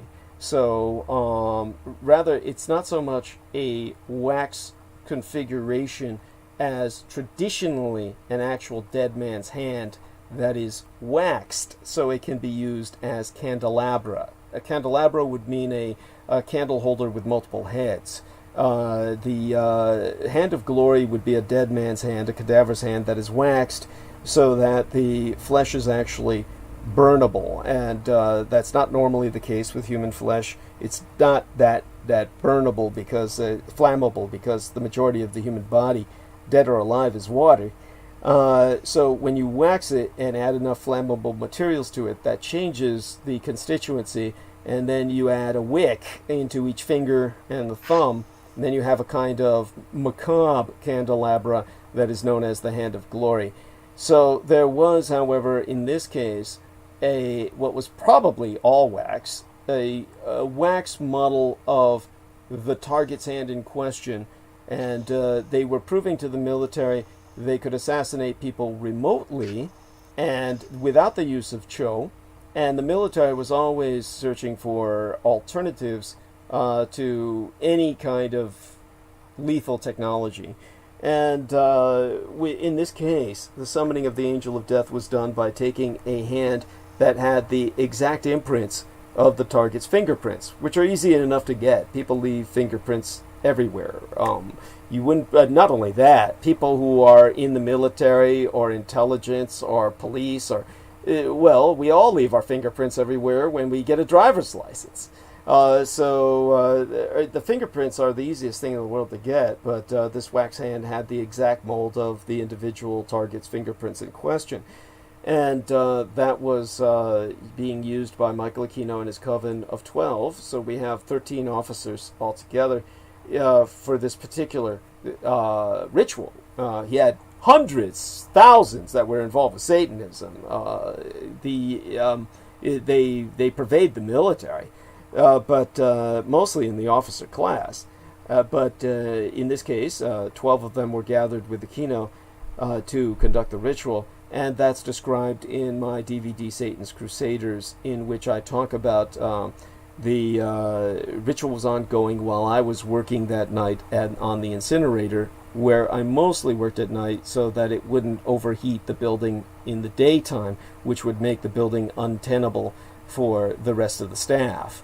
So the incinerator being worked at night, and my destroying documents, that was the night that my experience was such that it was first the lights.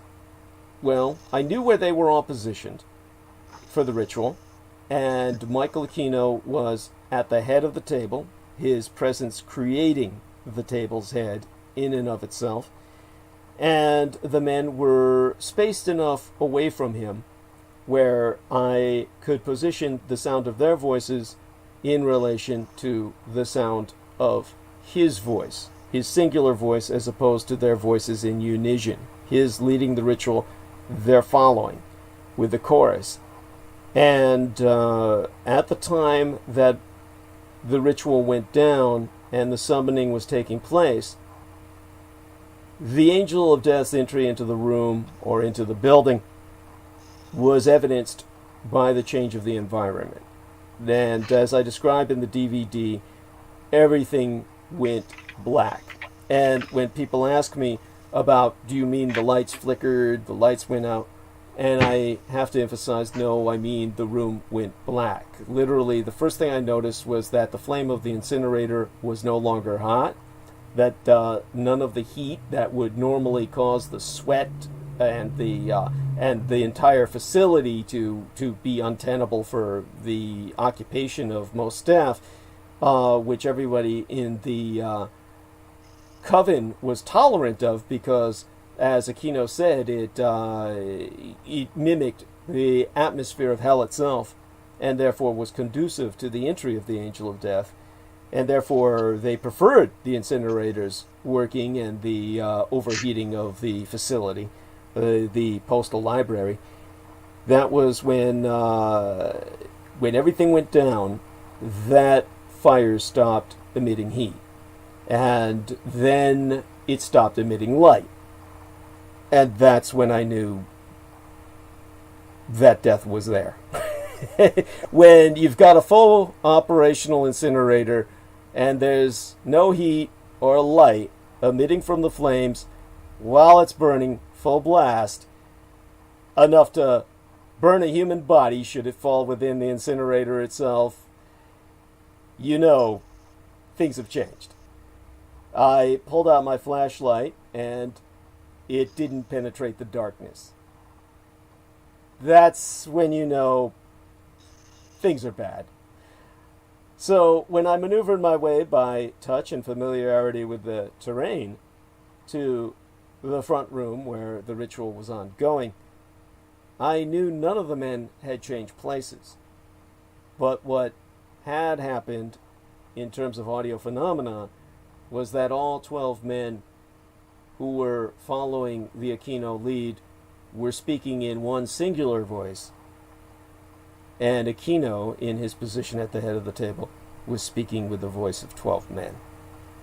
Still discernible as his voice, but the timbre had totally changed, as if there were 12 of him emitting from one source, and with they all basically emitting as a singular voice from several sources.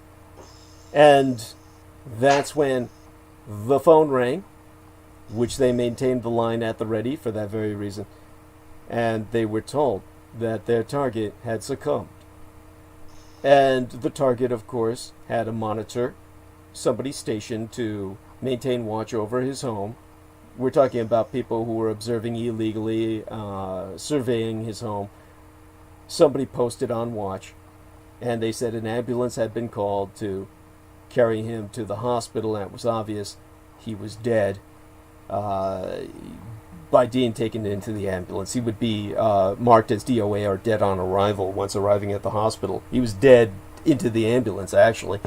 So, and they were able to report a great success to the military that they could kill by a summoning of the Angel of Death. So this was the experience that's being conflated with the Night of the Broken Circle, which is the night when those same officers, drunk and without Aquino's adult supervision, he was on one of his trips to West Point, and there to assault the children, more than likely, and get his ass covered by his co-religionist Rudy Giuliani.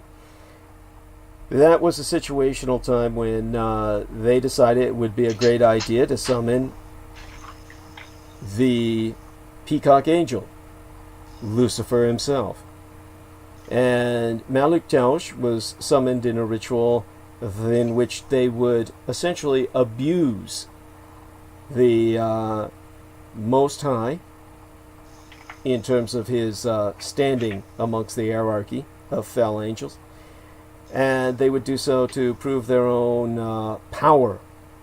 And they thought this would make Aquino proud of them, that they would advance thereafter to Aquino's level of what they considered to be semi-godhood. Demi-godhood, as the status was known. And what they took was a bunch of old wooden stocked M16s. These were the original M16s. We had a bunch of them in the armory at the Presidio. And these are the kind that were issued with the original G.I. Joe action figure dolls. If you ever take a look at the original G.I. Joe action figure dolls, they're equipped with M16s that have wooden stocks. And these were the kinds that were based on Mattel toys on the real M16s, which were also built originally by Mattel fucking Toys. That's not an urban legend. And so later on, Armalite took over, which was kind of like a subsidiary, and then Occult purchased it. It was sold so that it would no longer have the stigma of being built by a toy company and built by a real gun company, but it was still a toy fucking gun.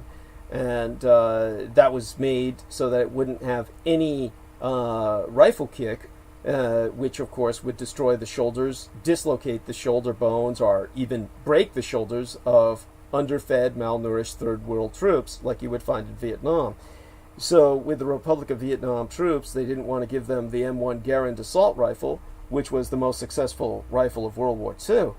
And because that had such a kick that it would dislocate most of the shoulder bones. So they created the M16 so that a child could fire it without breaking his bones, and therefore an underfed, malnourished, child-sized, child weight equivalent Vietnamese soldier could fire it. And so that's why the M16 became the universal rifle.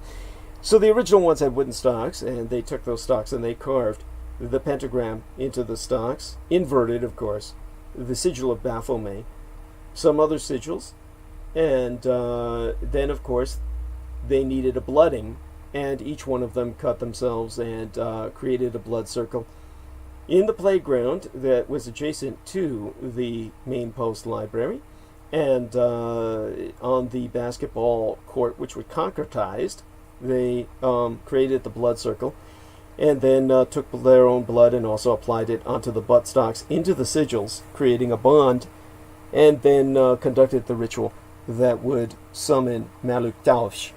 In the interim, of course, they had taken several CPR child dummies, which were easier to handle than adult CPR dummies, and they hung them either upside down or right side up, some of them right side up, some of them upside down, so that they staggered that, inverted, and hung up by the arms as like child victims in effigy on the swings set at the end of the football field. And some of them were tied to kind of like the goalpost. You know, they had them at different sites, the swings, the goalpost, the basketball, may have even had one, the basketball hoop. They tied them up in those areas so they'd have the different target ranges to fire at.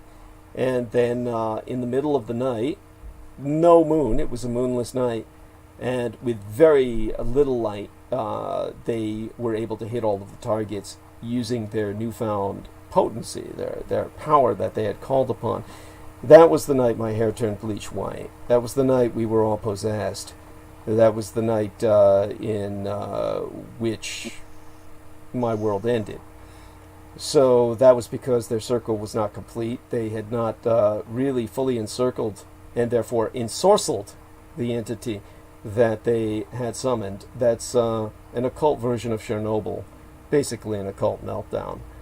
So that was the other incident which Selena Khan was referencing. So hopefully those two incidents are differentiated now, are disambiguated, and those are some context with which now we bring Peter Moon at the bottom of the hour. We're going to talk now about the Flickr machine. He's going to bring up what he knows about it, and then I'll bring up how that led ultimately to the Vox Arca as created by the funding of the Department of Defense because of Michael Aquino's experience with the Flickr machine and or the Dream Machine as it's known.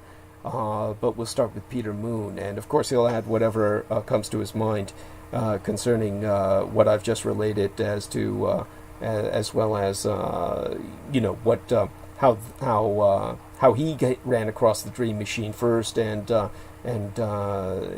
just turn it over to him. So Peter, take it from me now, because I'm beginning to wind down or to run out of. It's just power. Speaking of those incidents, it's as you can imagine, it's not pleasant, and it causes me to unfocus.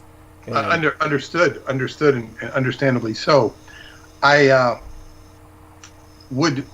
the first thing I have to say is hearing that, and I appreciate everything you said, because I heard it in greater detail particularly with Aquino's presence being witnessed extensively, according to what you said.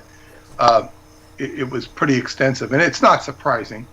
The story at West Point you've talked about before, Giuliani as a interested party is indeed very relevant. But what struck me the most about what you spoke, when you spoke of him, I don't know how you said it, but it was basically invoking an energy where he became a commanding presence of these 12 people. It reminded me as similar in its power, but certainly not its intent, to what my Qigong teacher, Roosevelt Gainey, could do. Yes. This was not, he explained to me that in ancient times, any teacher would have surrounded by 12 people, like the disciples. Yes. I've explained in my own books about this. The reason you have 12 disciples, if you're a Jesus or the head of a coven, is because this has to do with what's called the closed packing of spheres. The closed packing of spheres. So take 13 spheres. Take a marble. You can fit 13 marbles around, 12 marbles around one. That makes 13. This is a geometric reference point to why a coven is a coven, why it has 13. It has to do with geometry and the way natural functions are.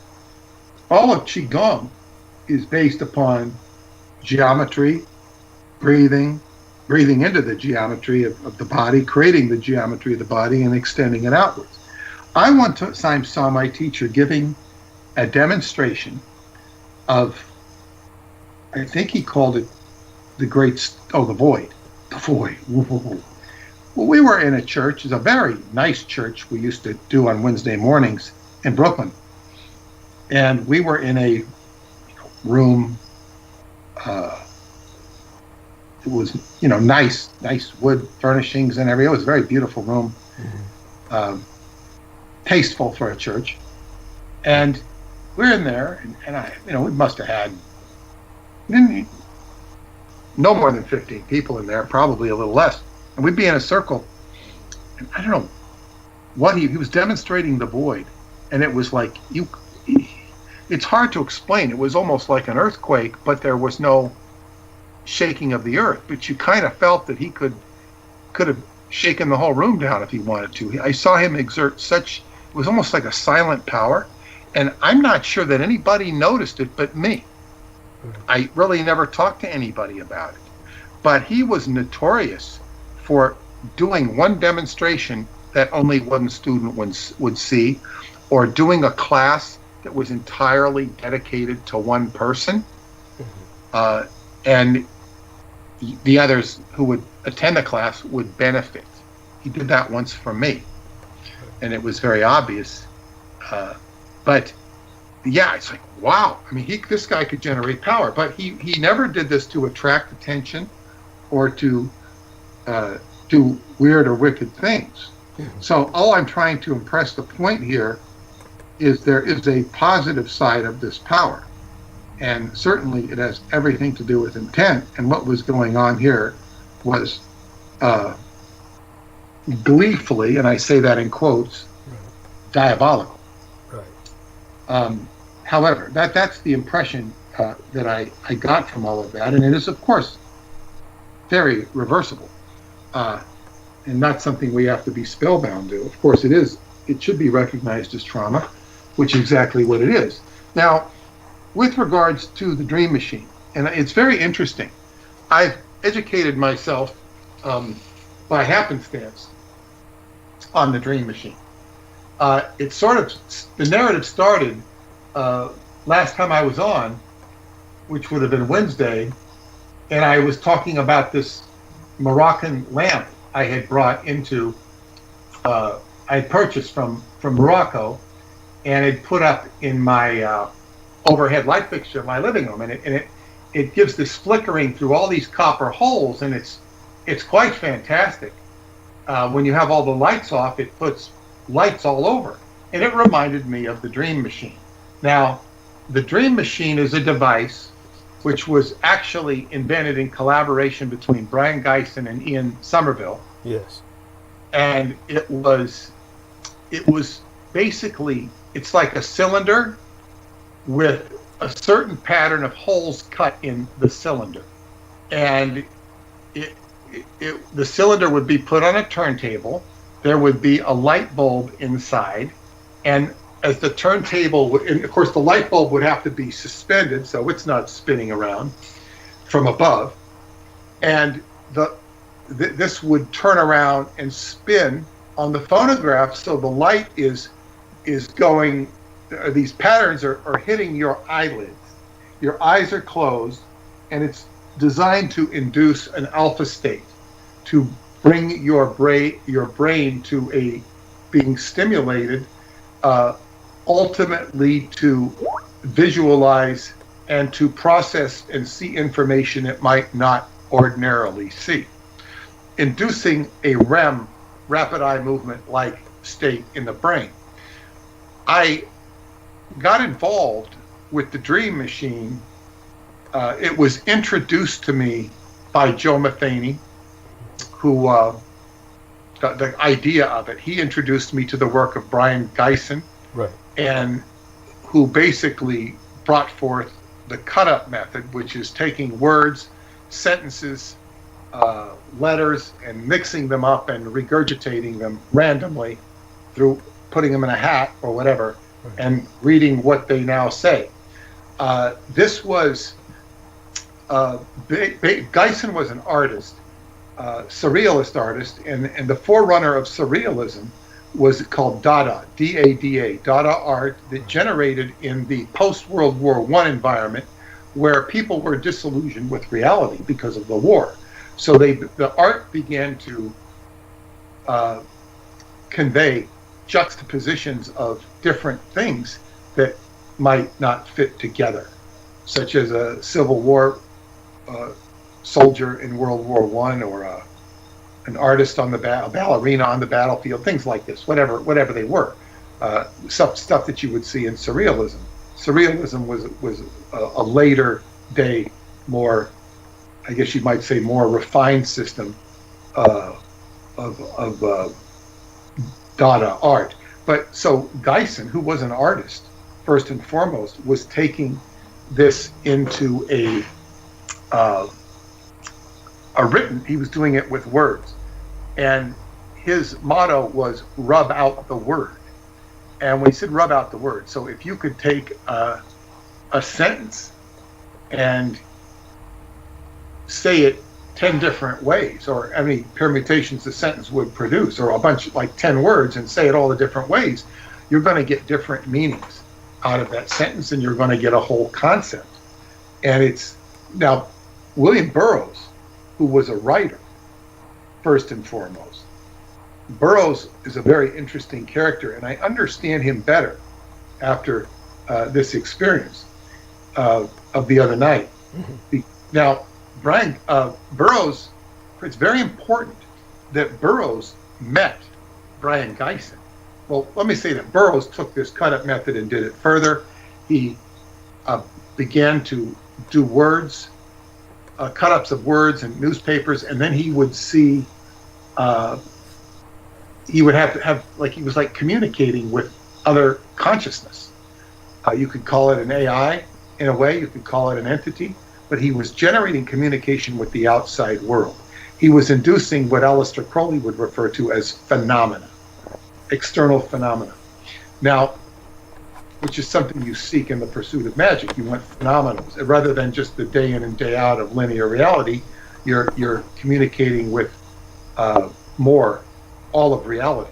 Now, Burroughs met Brian Geisen in a restaurant that was started and owned by Geisen called 1001 Nights. And it was I guess, a place that might be depicted as a conclave of rogues thieves and people having a good time. And, Yes. and later, and I talked about this once before when your friend Judith was on from Hawaii, Yes. and it was John Starr Cook, an early guy in the Dianetics movement, had come to Tangier, and he came to the restaurant, and he had a lot of money.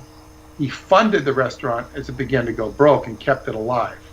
And it was believed that he might have been working for the government in some capacity, agency.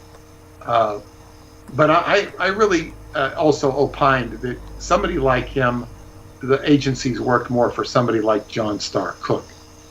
And he ended up getting paralyzed while in Morocco because he had joined a Sufi cult, and he thought he could go, and they put a whammy on him. Oh, shit. He never recovered. He would do the Ouija board. He would say, I'm going to Algiers because the Ouija board tells me to go to Algiers. And so he announces it, and one of the sweepers in the bank where he is says, you think so? He was one of the cult. And and the next thing he knew, he felt like he was hit, and he had like hit in the spine. I think on his neck he had some red marks, and he was paralyzed. And he called L. Ron Hubbard to come down because he thought Dianetics was the only thing that could save him. Right. And Hubbard sent down, I think the guy's name was Skelton, Tom Skelton or Jim Skelton, I don't know, Skelton. And he sent this guy down, and this guy ended up, I think marrying Cook's wife or something, and not doing the job. And he did experience improvement. And Hubbard later said he wasn't doing the techniques right. But whatever the case was, Hubbard had somebody who was willing to pay him to go down there. But Hubbard, he was busy at the time, I believe, in London. So John Starr Cook would later make disparaging comments about Scientology and Hubbard, but he was an active practitioner of Dianetics, more so than Scientology. And perhaps his resentment had a lot to do with the fact that he was paralyzed and it couldn't save him. Of course, the Cook family had a very heavy karma and were the founders of the original founding family in Hawaii that displaced the indigenous Hawaiians and taught them Christianity. So they had a heavy karma. So anyway, it was in this atmosphere of Tangier that William Burroughs met Brian Geisen. He later got into the dream machine concept and the cut-up method in Paris. Now, that's because that's where they lived. And some of this interviews surfaced in what was called the Paris Review, a literary magazine founded by George Plimpton. The George Plimpton that later on became involved with the Atari commercials? George Plimpton in the Atari commercial? Yeah, I think of George Plimpton, that name. It might be a different George Plimpton, but I think of him. He used to do voices for various cartoon figures. I don't think so. George Plimpton was mostly famous and well known for writing a book called Paper Lion, where he went to the Detroit Lions football camp of 1962. Happened to be my favorite football team of all time, the 1962 Detroit Lions. And anyway, that was just a coincidence that he went to my favorite team. But he went to training camp and pretended to be a third or fourth string quarterback so he could write about his experience training with the Detroit Lions. They had a studded all-star cast there of famous football players, including Dick Night Train Lane and what was that guy's name? Alex Karras, who became a TV star later.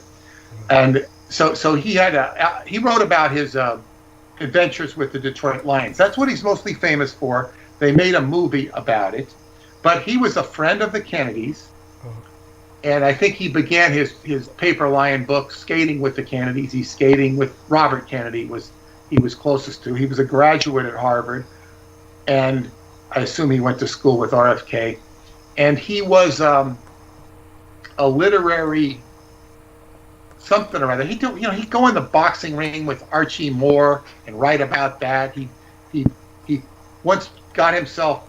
He pitched to all the all-stars of the National League and American League. He wrote a book called Out of My League. Right.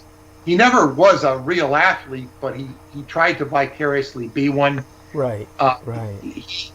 But by the way, he is definitely the man who appeared in the television commercials, around a dozen of them, as well as maybe he did. I don't know. I didn't know he was. Yeah. He was, and he was. His claim to fame, actually, in the literary world, was the Paris Review. Right. Which, I got in the Paris Review. I got published in the Paris Review. Yes. The Paris Review doesn't earn a dime. It never earned a dime. That was how he sounded. That's why they chose him for the commercials. Yes. Yes. So go on. Yes. It was what I call the Connecticut accent. I don't know if it was Connecticut or Massachusetts. I mean, he went to school at Amherst. But, see, I learned the Connecticut accent from a guy I knew. He was one of the best organists in the world, and he was from Connecticut, and he talked like this. His wife was a beautiful woman, and she befriended me, and she was a fortune teller, and a gypsy fortune teller in Greenwich Village, and she found my book. She thought I was delightful. She says there's a lot of people talking about magic. She says, you're doing it, reading my books. And I met her husband, and he was talking about this, that, the other thing. I found out he'd been in the OTL. Oh shit! And he said, George Plimpton wasn't a typical OTL member. And I said to her, did you know your husband was in the OTL? No, I had no idea. Oh my God! Holy shit! He was also gay, I found out. No surprise. They all are. Anyhow,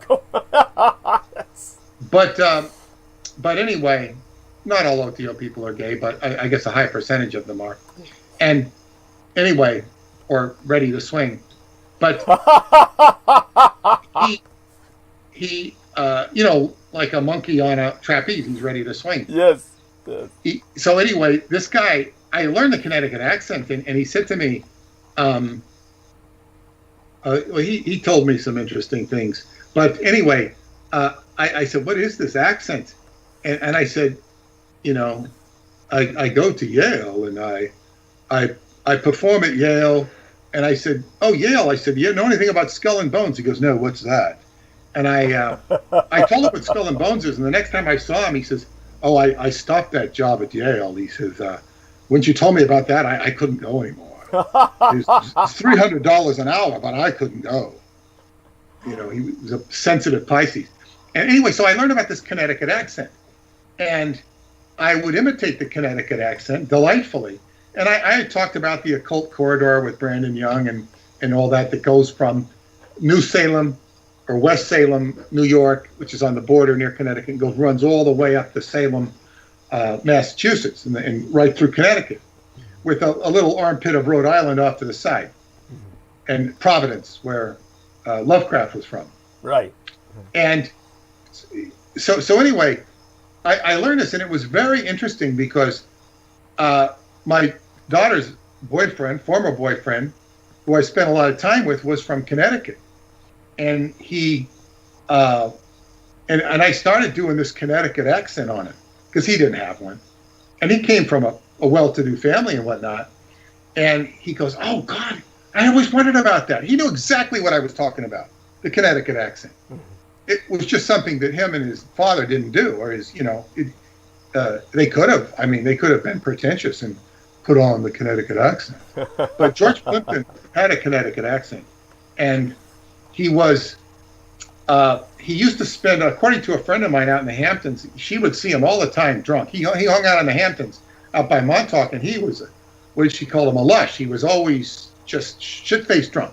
Oh, my God. All the time. As was Charlie Rose, the the infamous talk show host who liked to expose himself to the young interns. Right, yeah, and he was another son of a bitch who presents himself as the apex of Western respectability. One of these white men who looks like God incarnate, or at least aspired towards that image, and very arrogant, and very drunk. Yeah. Oh my God. Very had a real drinking problem. And I saw this from my friend who saw him in New York City all the time, and he was arrogant and drunk. And yeah, in those days, of course, everybody was. I mean, it was so universal. Not to that degree. Okay, I'll go for that. It was bad. And anyway, this same woman, she supplied me with the Dream Machine. She had a Dream Machine. She had one, and it worked, and she sent it to me. So anyway, so the Paris Review I was talking about, this is a very prestigious thing that, as I say, makes no money. Right. Just like that magazine George by JFK Jr. I remember Barbara Walters saying, "Oh, he was a successful publisher. He never made any money." So sad. So sad. It was subsidized. Right. By the Kennedy fortune, and still it didn't last. Yes, that's right. It's like a lot of publishers don't make any money. And so are they successful? Well, they're there. So sad. Anyway, so to get back to the Paris Review and George Plimpton, there's an article in the Paris Review about Brian Geisen, and it appears in a book. And this is a book, if people want to learn about this, and I encourage them, go into the web, a search engine, and look up The Third Mind. Mm-hmm. The Third Mind with William Burroughs, Burroughs. You can download it for free. There are other sites where you can pay for it, but you can find it downloadable for free. The Third Mind. And I didn't know this book existed. I do have a book by Brian Geisen, and a couple of them. But this one is really good because it brought this whole Dream Machine experience. Now, it's interesting because William Burroughs had and he explains right here in this, and I did not realize this, he would carry a notepad with him everywhere he went. And he would have 3 columns. And let's see if I can find the exact passage here. Here it is. So he would go take a trip from Tangier to Gibraltar. Gibraltar is right across the straits from Tangier. They're like known as the 2 pillars of Hercules. It's the entryway into the Mediterranean. Yes. And it's a way to stop people. The British took Gibraltar so that they could monitor anybody coming in and out of the Mediterranean. They controlled the Mediterranean at Gibraltar. They also controlled it at the Red Sea for many years. So William Burroughs, and you can take, they used to have a hydrofoil that went from one to the other. Yes. When I was there in the 70s, of course, this was before they had hydrofoil, so he would take the ferry from Tangier to Gibraltar, and he'd have a notepad with 3 columns in it. And one column would simply contain an account of the trip. I arrived at the terminal. He'd write what was said by the clerks, what he overheard on the plane, what hotel he checked into. A second column would talk about his memories, what he was thinking at the time he was making these observations or what was happening. And the third column was what he called his reading column, which would give quotations from the book he had with him at the time, and he would, just put in. So what he was doing was taking data and randomizing it. Mm. Now, to the listener's delight, I mean, you listeners, you can go to a website called the Cut Up Machine, and you can do your own cut-ups. And I started doing cut-ups this morning. It's the first thing I did when I got up. God, it was interesting. I was doing cut-ups. It was all randomized, and it was stuff based upon my work, a lot of which involved Jack Parsons, L. Ron Hubbard, Montauk, and it's really was just in. And then finally, once I did all of that, I said, oh, I forgot. I put on all the David Anderson stuff. And finally, I put in the Dietrich and the Aquino stuff. And it's really interesting to just see some of the phrases that you get kicked out of this process. Like, say, auditing Parsons, creating World War II of the first tunnel, the President's Pub, Xeno circle walking implants, the Art-elect magic, where investigation postulate, Ralph Parsons laws, well, results the Matheny Dietrich Geisen miracle. I mean, and then you take that and you can randomize it some more, and you can get all of these stuff. And basically, it's up to you to synthesize it and make sense out of it. David Bowie, by the way, would use this to create his music, this method. That's right. That's right. I don't know the details of it. And it is my opinion that David Bowie emanated out of something that Preston referred to called the Thames Project, Thames. Right. And the Thames is a river in England. And he said there was a Thames River project that involved time travel, but he didn't know too much about it. Well, the Thames River is what London straddles. It's the river on which London is based around. So go on. Yes, please. Yes. Yeah. So and there's one of David Bowie's most popular songs was a song called Changes, where he talks about I can't trace time. I think that David Bowie emanated out of there, and he exuded all the bisexuality of Montauk as well. Right. Yes. And he could make an argument that anything, everything that was the Philadelphia experiment and Montauk Project emanated out of London, emanated out of the magic of John Dee. You could make an argument. I haven't ever stressed that because it would take too much. It would, might burn me out. And just to say something, but there's definitely a connection there. So this dream machine. Now, what I began to understand it reading The Third Mind a little bit better, because most of what I was introduced to this was through Joe Matheny. Now, Joe Matheny, of course, was a computer. It's not right to call him a programmer because he was much more than that. A computer savant extraordinaire. Right. And he was an occult savant extraordinaire.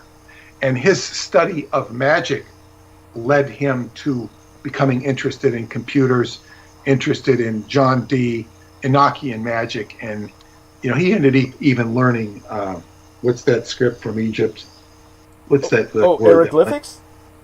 No. It's the Coptic. Yes. Coptic script. So yes. He knows about ancient things, or he's fascinating database of ancient early stuff.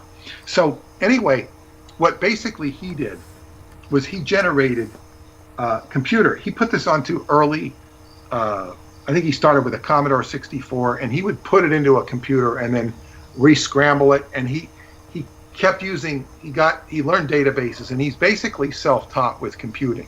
As he became better and more savvy and more as the computer industry grew, he would connect it to modems, and he would randomize all the information on the net. This is the early internet.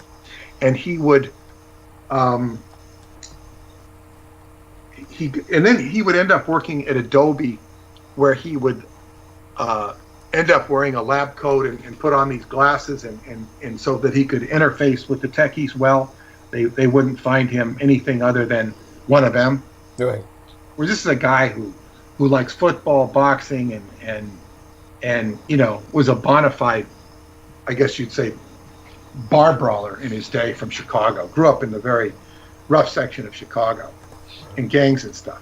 So he could ingratiate himself with the techies of Adobe, and they would teach him things, and he would learn things. And he was basically self-taught, and he got to the point where he would randomize data and became more sophisticated. He also learned an open source artificial intelligence program that was generated out of MIT, and he began to interface this. And then and this leads me directly to San Francisco, and the Qigong Tong there, which I would like to visit with you. Basically, he generated so much synchronicity with this machine that he said it was like too much synchronicity, and he could get paranoid. Right. That's right. Because it's paranoia is just heightened sensitivity. And so then this character would appear, who he refers to as Emery Cranston in the book Ong's Hat, and I refer to him in the book Synchronicity of the Seventh Seal. And Emery Cranston is this bizarro character who started the whole Ong's Hat mythos, or was so connected to it that it couldn't be denied. He was basically a homeless, esoteric guy who was uncannily brilliant. But Joe called his computer invention the meta machine, and he would ask the meta machine a question, and then Emery Cranston would appear in real life and answer the question. And how the hell do you know that? There was no way he could have had access to the computer by normal means, because it was locked in a very deep, secure area of Adobe where only Joe and about 3 others. This is where the Adobe had their source code. There was nobody who was going to penetrate this area. Joe, by the way, was the project manager that created Adobe Acrobat. So he's a very high level, and he was his skills were translatable into the real world. Right. He has several patents on Google, patents, but that you can't understand. You'd have to be, takes one to know one in terms of what they are. But he's a genius and an occult genius. But the thing is that after he went to Montauk for the first time, because he had, what had happened is Alexander Bruce, who is a author that I published, and she used to hang out with me at the time. She got in contact with Emery Cranston. She knew the Ong's Hat mythos, and she'd been in touch with him for about a year, saying she was communicating with Emery Cranston. And I said, no, you're not. I said, you're not communicating with Emery Cranston. This is bullshit. Anyway, she wasn't communicating with. This was an Autobot. Bot meaning like a robot, an Autobot, right. And she was communicating with a machine. And after about a year, Joe Matheny said, "Oh God, this poor woman has been talking to this bot for a year." So he got in touch with her, and they connected and became friends. And I guess she invited him to come out to Montauk, and he came out there and visited. I was not able to see him or whatever. I don't know. I was pretty much preoccupied with my own situation. But he went there, and I later called him, and we'd stay on the phone for 4 hours. Right. We would have long conversations and synchronicities, because he was very schooled in magic, but from a different orientation that I was exposed to, primarily the Golden Dawn. He had been initiated into the Golden Dawn. He had met Israel Regardie. He was associated more with Christopher Hyatt, who was the man who facilitated my introduction to the OTO and then Marjorie Cameron. But so Joe basically had visited Montauk, visited her, and went home to the Bay Area, and he went to San Francisco, where he'd lived for a number of times.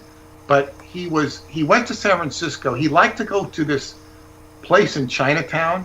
He liked to go to Chinatown in general and eat this one restaurant where he felt that he was completely out of this country. He was in another world. Right. He was eating food that they don't eat in America, typically. Americans don't eat. He was in another world, another culture. He needed to get away from his trip to Montauk. But what really spooked him, he's walking down the street, Spofford Alley, this tiny little street in Chinatown of San Francisco that was so hard to find when I went there. Yes. Even if you have a map.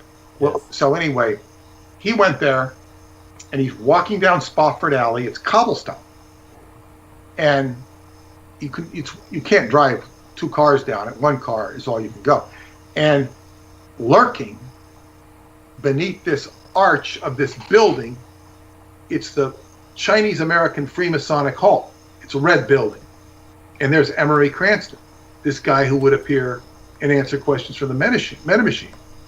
He goes, what the hell are you doing here? And why is he perched under a Freemasonic Chinese American? This was the first time I had ever heard of Chinese American Freemasons. I never heard of it. And it, probably the same from him. He had been involved with Masonry at one point in his life. And he, so why is this guy here? What the hell is this? And Emery asked him, how did you like your trip to Montauk with Alexander Burroughs? And he said, what the hell do you know this shit? Right. And Joe began choking him. Oh shit! That's Like, you son of a bitch! This isn't funny. You know, Douglas. It might be a similar reaction to, like, if you or I started appearing on the one's front door and saying, "Oh, how did you like this?" and we pull some incident out of each other's lives that we didn't know. right. In sort of a, like, you know, I we might understand. irritate each other by doing that. You know? Yes. Oh yes. So his reaction was to, you know, start choking this guy. And then he said, this guy had a look in his eyes. His eyes began to roll, I guess, like a shark. And he said, this is the kind of look somebody gets when they're about to pull out a knife and stab you. Yes. He says, he let him go. And, you know, what the hell are you doing? And he just kind of, like, left angry, upset. He'd been checkmated, so to speak. And this eventually led to him shutting the machine down. Right. And it was too much. So this all ran in parallel to the Dream Machine. And I think he sent me the book on Brian Geisen. And just so you appreciate, he had once sent me a book on the, and I say this for the audience because Douglas will certainly understand this. Joe wanted me to appreciate the academic influence of Dr. John Dee. And he said, I have this book. It's a very rare book. It's by a scholar named Francis, with an E, Francis Yates. It's called The Occult Philosophy in the Elizabethan Age. It goes deeply into the influence of the occultism of John Dee and how it influenced so much of the scholastic world and the entire social paradigm. So it's all very academic. And he says, okay, so after a couple of weeks, he says, well, did you get the book? How'd you like it? I said, I never got the book. He said, well, what is it? And I said, now, look, I give and receive books all the time. Right. And being in the book business, it's very rare that books don't get delivered. It happens, but it's rare. Now, this was sent by UPS. UPS never messes up a shipment compared to the U.S. Postal Service. Right. UPS is reliable. They're very expensive, outrageously expensive, but they're reliable. Now, so he looked into it, and he said, well, and basically, he wisely insured the book. He insured it because it was a rare book. It even had a bit damaged, the front, with hardback, it was damaged a little bit when he sent it, but he insured it for probably $300. And so they didn't know what happened to it. They did a whole search on it. Oh. And it took a while. And instead of delivering the book to me, where it was sent in the first place, they sent it back to him. You know. Yes. Now, they could have spent the $300. They could have given him the $300. It probably would have been easier. Yes. But they sent the book back to him, and he says it went into the D vortex. Yeah. So what he then did, the book was now out on Amazon, and he sent me a soft copy, a brand new copy. Mm-hmm. You know, he paid for it and sent it to me as a gift. So he has his original, and I have this book. And but this is what happens with the D stuff, or can happen with the D stuff. It's tainted in that zone that Douglas was talking about with Aquino and the 12 ne'er-do-wells. So anyway, this is the magical current that happens with this. Now, what was so interesting about this place where Emery was, it said also, besides this Chinese Freemasonry, it's a nice red door. It says Qigong Tong. Now, I did not get that because I was not involved in Qigong then. I didn't appreciate that. So I think the year was 2006. Mm-hmm. And I decided to take my daughter to Northern California so she could see. She'd seen where I lived in Southern California. I said, I want you to see where I grew up in Northern California. I want you to meet, my friend here, blah, blah, blah. And we then, in Davis, and then I had arranged to stay in Marin County with my one of my dearest friends, Madeline Suozo, who was a great healer, a beautiful lady who's no longer with us. And we stayed with her in Mill Valley, where we quickly found out that we were looking for a place. Mill Valley is sort of convoluted with all these different paths you can get lost on in terms of streets and mountains. Beautiful area. So anyway, we found out the people in Mill Valley are like all weird. They're like all yes. And you ask people questions and they don't even respond. It's like Stepford Wives. And so I'm just trying to look where her street is. Hey, do you know where this street is, whatever the name of it? And it's like you're going to have to go down some convoluted pathways to get there in mountain areas or hilly areas. And so nobody answered. Finally, I'm sort of in the down part, and I say to this woman, she's a tall woman, and she's, I guess you'd say she was attractive. And I said to her, I'm trying, what's wrong with this town? I ask everybody a question. She said, oh, it's the same problem. She said, I have the same problem. I said, are you from here? She said, no, I'm from San Francisco. It's like we had the same, she's totally acknowledged what I said. These people are crazy. Yeah. So basically, that was really weird. So I guess the next morning we went into, we spent the night there, me and my daughter, and we went to pick up my friend Tantra Bensko, who was living out near Sunset Beach, which is just south of Golden Gate Park in San Francisco. And we went out to meet her, went to the Cliff House. The Cliff House, have you been to the Cliff House, Douglas? A long time ago. It was literally, we were taken on a field trip with a teacher, and we were made to appreciate what the Cliff House used to look like. And when it was a claptrap. A fire, it burned down. Yeah. Now it's been rebuilt. Yeah. It is beautiful. Okay. Yeah. It's very expensive. So, if you're on a budget, you go there and you get a few hors d'oeuvres and a tea or whatever you want, and you enjoy this beautiful view of the Pacific Ocean. It's just incredible. We must go there. Okay. Yeah. But anyway, it's just beautiful. You want to get the vibe of what comes into the Golden Gate, so to speak. It's just such a strong current of energy that not only that goes in above the water, but goes under the water. Water rushes in and out of there like it's a current that will kill you if you're happen to be so unfortunate as to be there. If it doesn't freeze you to death first. Yes. Go on. So just south of the Cliff House, by so many yards, is a place called Camera Obscura, and you can pay a couple of bucks and go in and see this ancient trick of light that they used to think was alchemy or sorcery. You're in a dome and you can see outside. It's the way they play with the refraction of light, so you can see outside while you're in darkness, and it's incredible. It's a nice experience. So then we and here's where we had it on that. So Tantra wanted us to see out by the Cliff House, north of the Cliff House, at the end of Golden Gate Park, there used to be this big park. This goes back to the turn of the century. It was an arcade, the Coney Island of San Francisco, so to speak. And they had an arcade. So she wanted me to see this museum at Fisherman's Wharf, where they had all the remnants of the arcade. Yeah.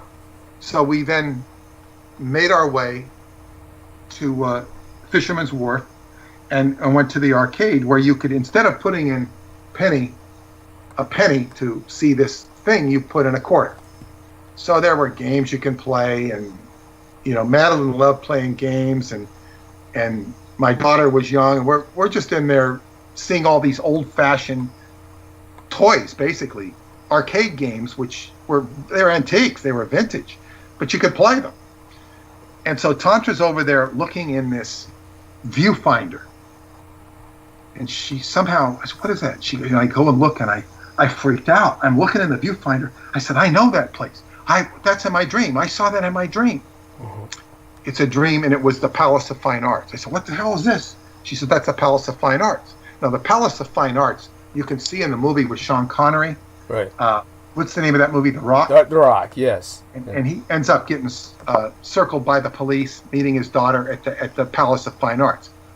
Beautiful, beautiful place that's worth seeing.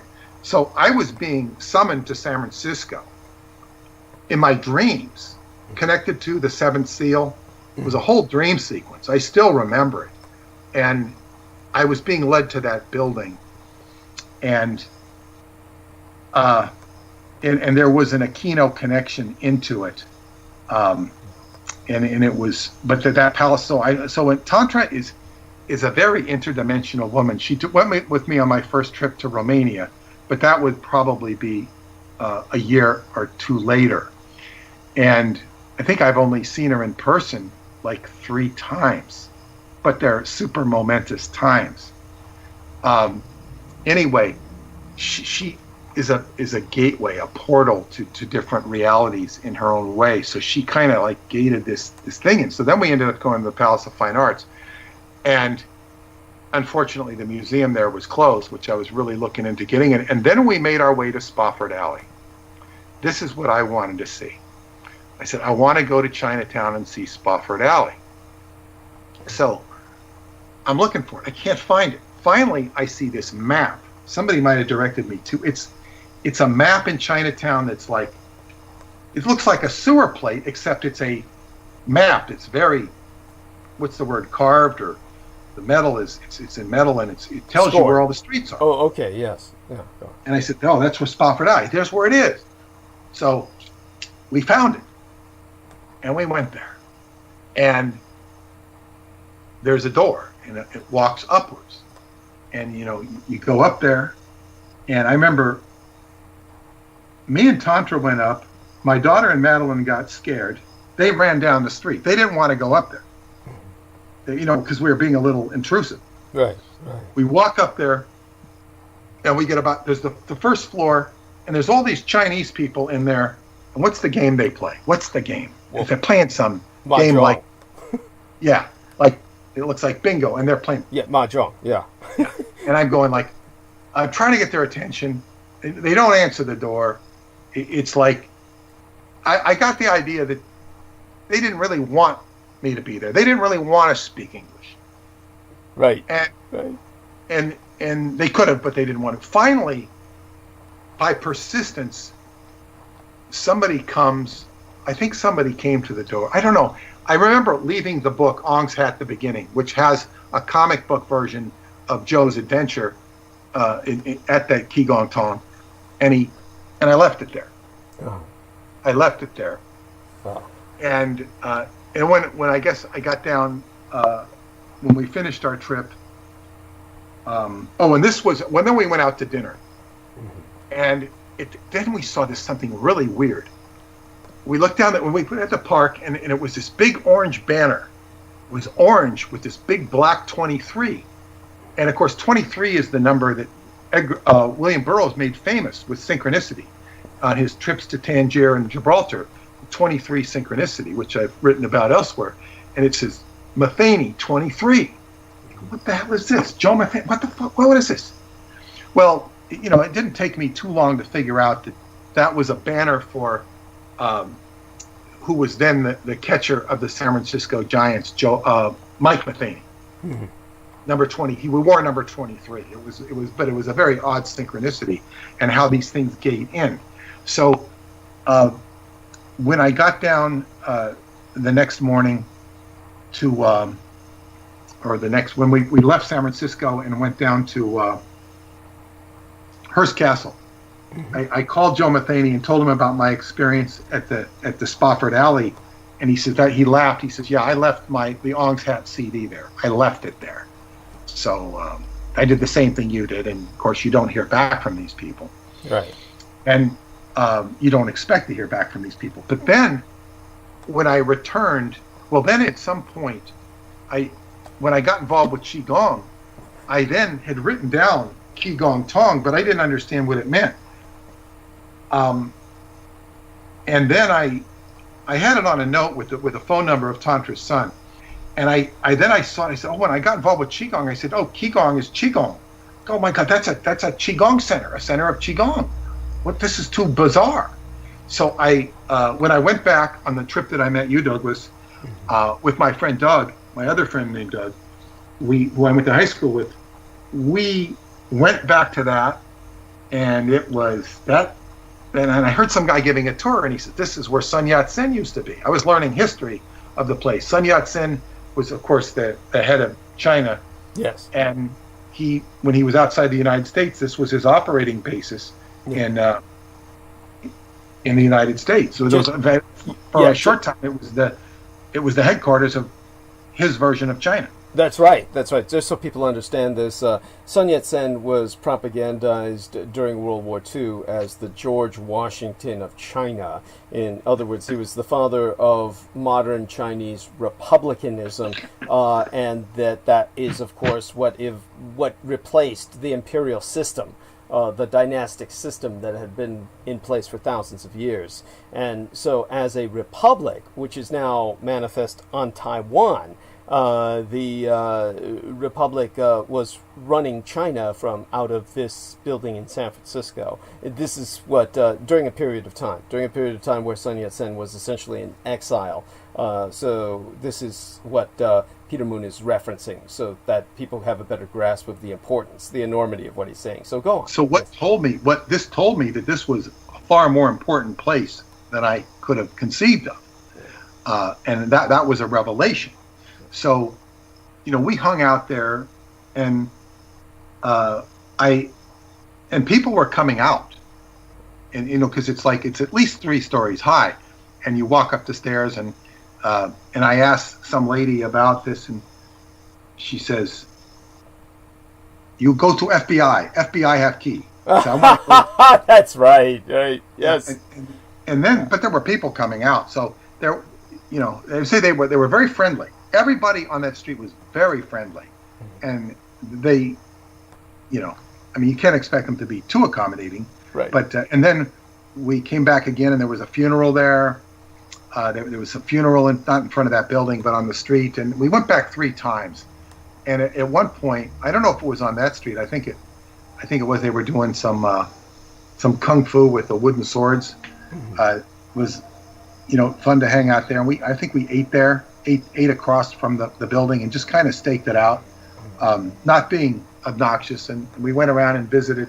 I took video of all the tongs, because you go down these streets and there's nobody on these streets. These are not tourist streets in Chinatown. You go down and you see Chinese Benevolent Society. Right. And these are tongs. Yes. Which are basically fronts for organizations for organized crime, but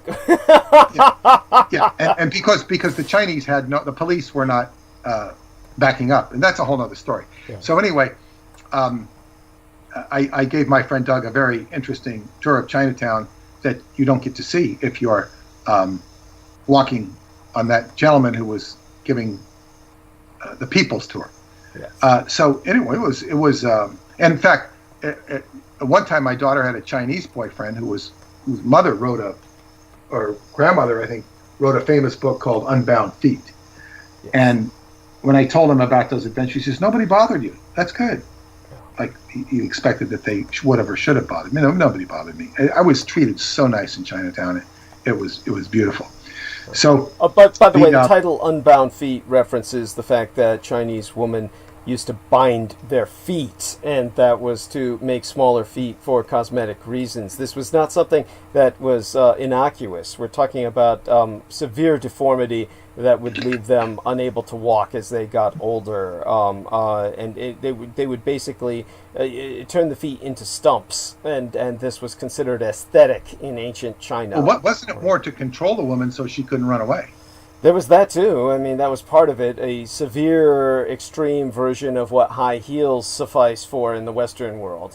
In the Western world, they simply give women high heels, and that that serves that function. It's one of the worst things a woman can do for her feet is wear high heels. Nevertheless, I don't try to discourage them because they are aesthetic. At least I've been conditioned to find them such. But I understand. If you're going to go out on the town and wear them to impress whoever. Don't wear them anywhere else. Understood. I mean, not believe good for you. They're not good for you, yes. Anatomically. But in any case, it's hard to talk women out of it. Yes. But in any case, the so what's interesting is, I was being, and I of course I was basically in San Francisco, not to be on this trip. Not to be in San Francisco, but to go to the gold country. And because I found it more relevant, expedient, and facilitating to fly into San Francisco instead of Sacramento, because first off, you can get a direct flight. And I could also visit Douglas and visit this Spofford Alley. And that was, and I also got to visit Tantra, who was now in Berkeley. So that was all a wonderful trip and all that. But what's significant about this Qigong Tong is that when I think first, before I'd met Douglas and I got on was on the phone with him and asked him about if he knew about this Tong particularly, the next day it was raided. Yes. The next day it was raided. And I only found this out from one of my readers in San Francisco, who obviously has read about my adventures there. And he reported that, hey, this was in the news. And God, it was in the news. And so much got back to Joe Matheny, who has basically been incommunicado. He's done a few podcasts. He's basically been silent. He did make a comment that, yes, I did hear about this. Everybody's writing to me. Yes, I do know about this. But I don't think he associates anything more with it except that he was kind of flicked on the ear real hard there. Yeah. And it was a reference point from what would be his metamachine or artificial intelligence.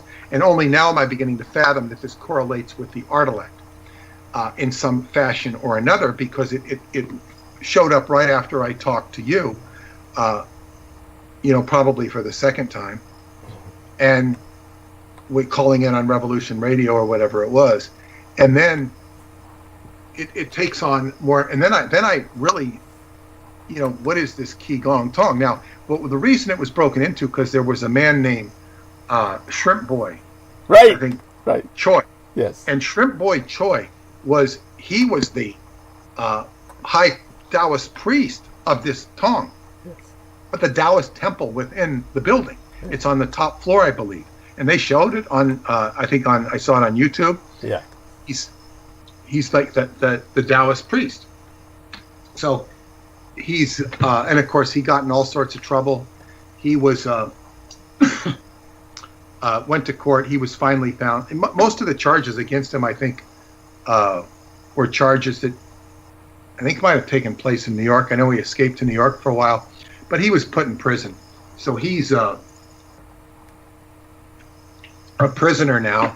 I don't really know, because one of the state senators, Leland Yee of California, right, was involved in drugs or arms or both. There was all this stuff going on, and it was a center of crime, or at least that's what the judge concluded. I don't know that the judge was really fair. I don't really remember. I did follow the trial to some extent, but basically he lost. And that place is still a mystery to me, but it's also a quantum reference point. And it's a quantum reference point not only because it was the headquarters of China. It purports to be a Qigong Tong with a Qigong orientation that I had a very specialized initiation from Roosevelt Gainey, and also it had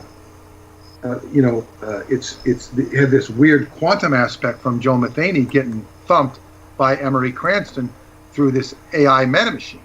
Right. Now, what I've learned now is so much of what the Artilect and Douglas's Taiwanese heritage relates all to this. On the trip I met Douglas, they had all these flags hanging, and Douglas explained to me they were Taiwanese flags where we're protesting the Chinese faction, or the, I guess what you call the communist influence that had been creeping into. By the way, you no longer see those Taiwanese flags in Chinatown. The communists have entirely taken over. I thought that was just a display for one day or one week. No. In the old days, you would see them all over the place. But I mean, these were hanging like you'd see on the 4th of July. I don't understood. No, I get it. They would what you would see would be increasing presence during the Double 10 Day or the Chinese October 10th period of time, which would be the nationalist Chinese version of the 4th of July. But unless you were there during the Double 10 week, during that week of October 10th, from October 1st through the 20th, then what you would see would be the normal display. Anyhow, that's kind of changed. The dynamics of San Francisco's Chinatown have changed. But go on, yeah, by all means. Well, yeah. So I got while I was in Chinatown on that trip, I went into this place called, I think it's called Sambo's, believe it or not. Sambo's, not yeah, not the restaurant. It's in, and I went in there, because I was attracted to the name Sambo's because I remembered one of my favorite places to go in Santa Barbara is Sambo's restaurant, because I went there as a kid, when I was 3. My first vacation was in Santa Barbara, and we went to Sambo's, and so I always make a point of going there if I can. It's a little different now, but there was this name Sambo's in Chinatown. I said, what the hell is this? And I'm trying to find it, and it went inside was this Chinese woman named Sharon, and a chiropractor friend of mine who's a healer, very famous chiropractor, gives seminars all over the world. He told me to get one of these red, I don't know what they call them. It's for your front door. Mm-hmm. It's supposed to bring. Oh, you're talking about what these are basically a kind of ward. It's a ward, or it's a kind of a symbol to gather luck or to ward off ghosts and negative spirits. And I'm forgetting the name in Chinese myself at the moment, but I know exactly what you're speaking of. But these are, of course, the basically the kind of occult banners that you would hang on the door, and in a sense, it's like a shingle. So go on, please. It's for prosperity. Yes. So basically, after he told me I should get one, I'm thinking, where the hell am I going to get one? I'm not going to take a trip into New York Chinatown for that. By the way, it can be for prosperity, but like I said, it depends on what it says. Depends on what the calligraphy says, whether it's to. I don't think it had any calligraphy. Well, anyway, it was more of it's like hanging a medallion or something with red, and it's so basically, I got one in the mail. It was some advertisement. Right. And I said, what the hell why was somebody, Well, did this have a mirror on it? It's important. This is an important question. Did it have a mirror on it? A little mirror inside of it? If I don't think so. Okay. Don't worry about it. Yeah. Anyway, this is the point. I got this thing in it, but it was like a mail thing for free. So I put it on my door. And then when I went to Chinatown for real in San Francisco, I said, oh, God, I got to buy one of these things. Okay. This is perfect. Yeah. So I went and I bought this one from Sharon. And I said, and I still have it on the door. This thing's lasted. It had its quality. It's lasted, and it has brought a lot of prosperity into my life. And it's continuing, and it's all tied to the synchronicity. And then, and then I sent. I told my daughter. I said, go into Sambo's in San Francisco when you're up there. and she went to the place, and I said, go talk to Sharon, and ask her if she remembers me.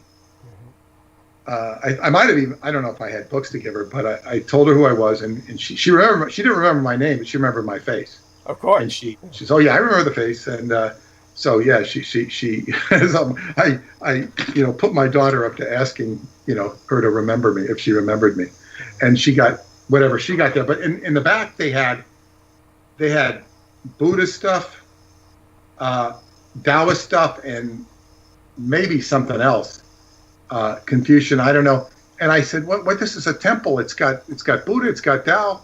And she says, it's a temple. It was a temple within the store. She says, look at, she says, it's a temple for everybody. The Buddhists can come, the Taoists can come, we're open for everybody. It was a very interesting philosophy that seemed to be not unique in the Chinese way. They, in Qigong, we recognize the Buddhist tradition, and certainly the Taoist tradition, and a few other traditions I can't think of, but certainly. So that was educational and interesting. But back to the Dream Machine. Right. This is all related. Yes. And San Francisco has been very big on my dial in the dreams for years. It's almost like this tether I have to that area, and that won't go away.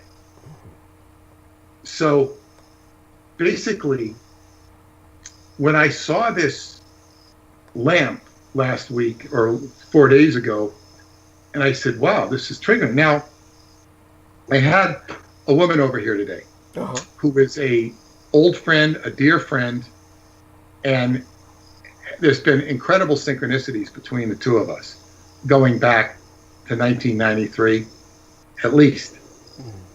And she has had a very hard time of late. She's what you call a targeted individual. She's being targeted by black magic that goes back to her father, who used to say, who used to attack her for false memory syndrome. When she wasn't even bringing up stuff to him. Right. He was, so... in other words, he was preparing his defense. But yeah. And she said, why are you preparing this defense? And so she's being worked over right now by this black witch who's trying to get out her property. And I'm about the only one she can talk to that understands her. Because if she starts talking to somebody else, they'll start getting affected by the negative ethers from this black witch, and they'll turn against her. Right. Turn against her real fast, yeah. Because they don't understand. So basically, it was very, very educational to what happened today. And now she's very, very skilled artist. In fact, she has a magnetic quality. When she was younger and was dancing, she used to dance in Manhattan at a studio. Yeah. The famous ballet Baryshnikov would literally jump on her. He was so attracted to her. Wow. She had that's even, and while she, was very much a beautiful woman, it was more of her energy than it was her beauty. Right.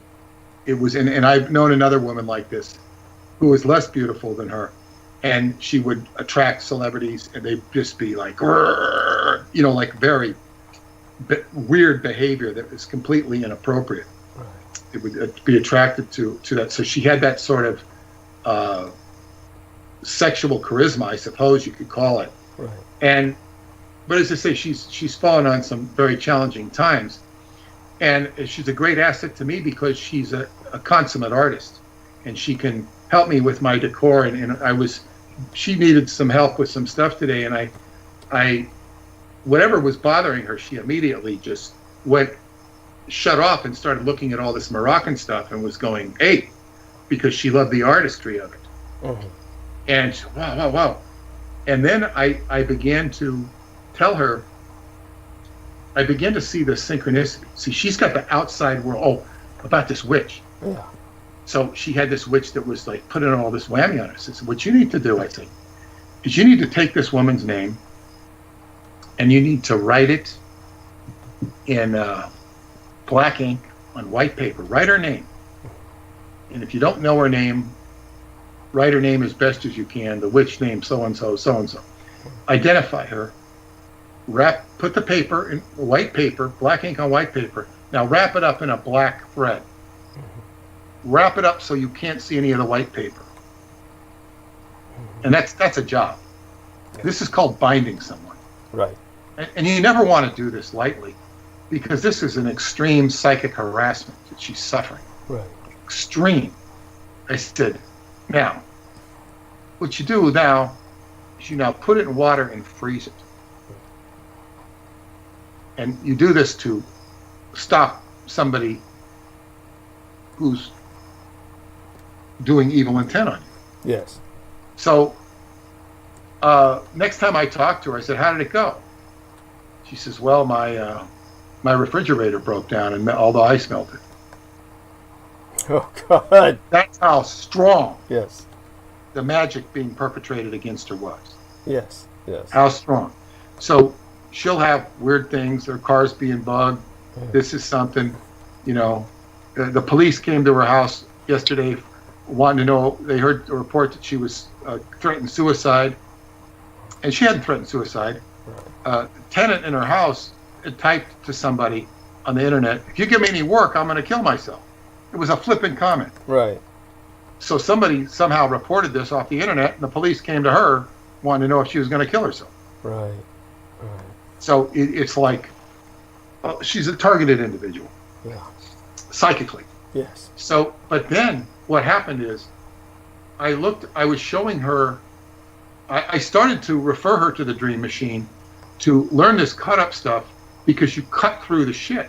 And I began to see that this Moroccan lamp I had was now tying to, I didn't even connect the fact that the Dream Machine was connected to Morocco. Right. I didn't think of that. Of course, I knew that, but I didn't think of that when I got all this Moroccan stuff. It's now gating in Tangier. Right. It's trading in Morocco. I just discovered there's the Caves of Hercules about 7 miles from Tangier. Yes. I want to go there. Yeah. I want to go to Morocco. I've got my friend, I won't call her Moroccan because her husband, she met him in Morocco. I met him in Morocco. He was from the ship, and she's going to come. I'm wheeling her back in. I'm going to invite her over here when I finish the house, because she was at a Moroccan restaurant with her husband in the city. Mm-hmm. So I'm gating in Morocco. And of course, Morocco is a very underexplored by the West. I mean, it's considered an exotic country, but it's a very underrated place. Right. And so when we get to this, all of these connectivities I'm discussing with you, because it's the Dream Machine. It connects you with a frequency that is beyond words, that is beyond linear reality. And you're connecting to other dimensions. You're connecting to other portals. And what I saw, and the reason I bring up this woman that I'm trying to help, is William Burroughs could see the external world, not just the world that you're sitting in. There is an external world out there that reaches beyond. So when he would see synchronicity associations in the environment with his 3 columns, he was generating this. Now, William Burroughs, as described to me by Joe Matheny, and is an accurate description, this man, it found a way to superimpose himself on the entire zeitgeist of culture in a way that nobody else has, because he is there at the inception of the beat movement. Yeah. And he attracts Allen Ginsberg, Jack Kerouac, Neil Cassidy, and other characters that I'm not as familiar with. and the audience might not have heard. But and so he's there from the beat movement, goes all the, and they outlast, and he outlives everybody despite being a junkie. Right. Outlives all of his colleagues. He was the first one there. They all looked up to him because he had some bastion of adulthood. Right. So he was older, and he was a literary figure. He got into Scientology. He made the cut-up method. He embraced Scientology and did a cut-up with it. He said you can do more in 10 hours of Scientology than you could in hundreds of thousands of hours of any other type of therapy. That's how much he thought of it. Mm-hmm. He had a falling away with it because he said it was too authoritarian. And he was not incorrect. Right. But in any case, he was a consciousness pioneer and was communicating with the outside world. So I'm telling this woman, I said, if you can learn this technique, you're going to cut through, and you're already getting from the outside world from this evil witch. You're going to be able to see what else is going on. And the only reason she's so attacked by this evil witch is because she has a lot of Celtic magical power inside of her. She's a Celtic person, right. Full-blooded Celtic. And so that is, it's like if you communicate with the outside world, you can see beyond your own entrapment. Now, tell me, what is the Aquino connection to the Dream Machine, other than the video thing?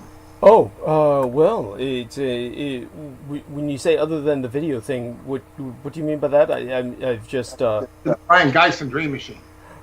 Oh, well, let's put it this way. If I look back on everything that Aquino went into and kind of look at it from his perspective, it's much of what you just said, so let me try and rephrase it from the way he presented it to me, and how that led to the Vox Focus Arca Arca, the occult equivalent of the nuclear football, which... Very interesting. Yeah, the cultivation of potential powers of personality as locked in the minds of a few latent meta-humans, a few proportionate to the overall baseline population, but numbering, of course, ultimately thousands and thousands that can be released through music, resonating at 3 to 7 cycles per second.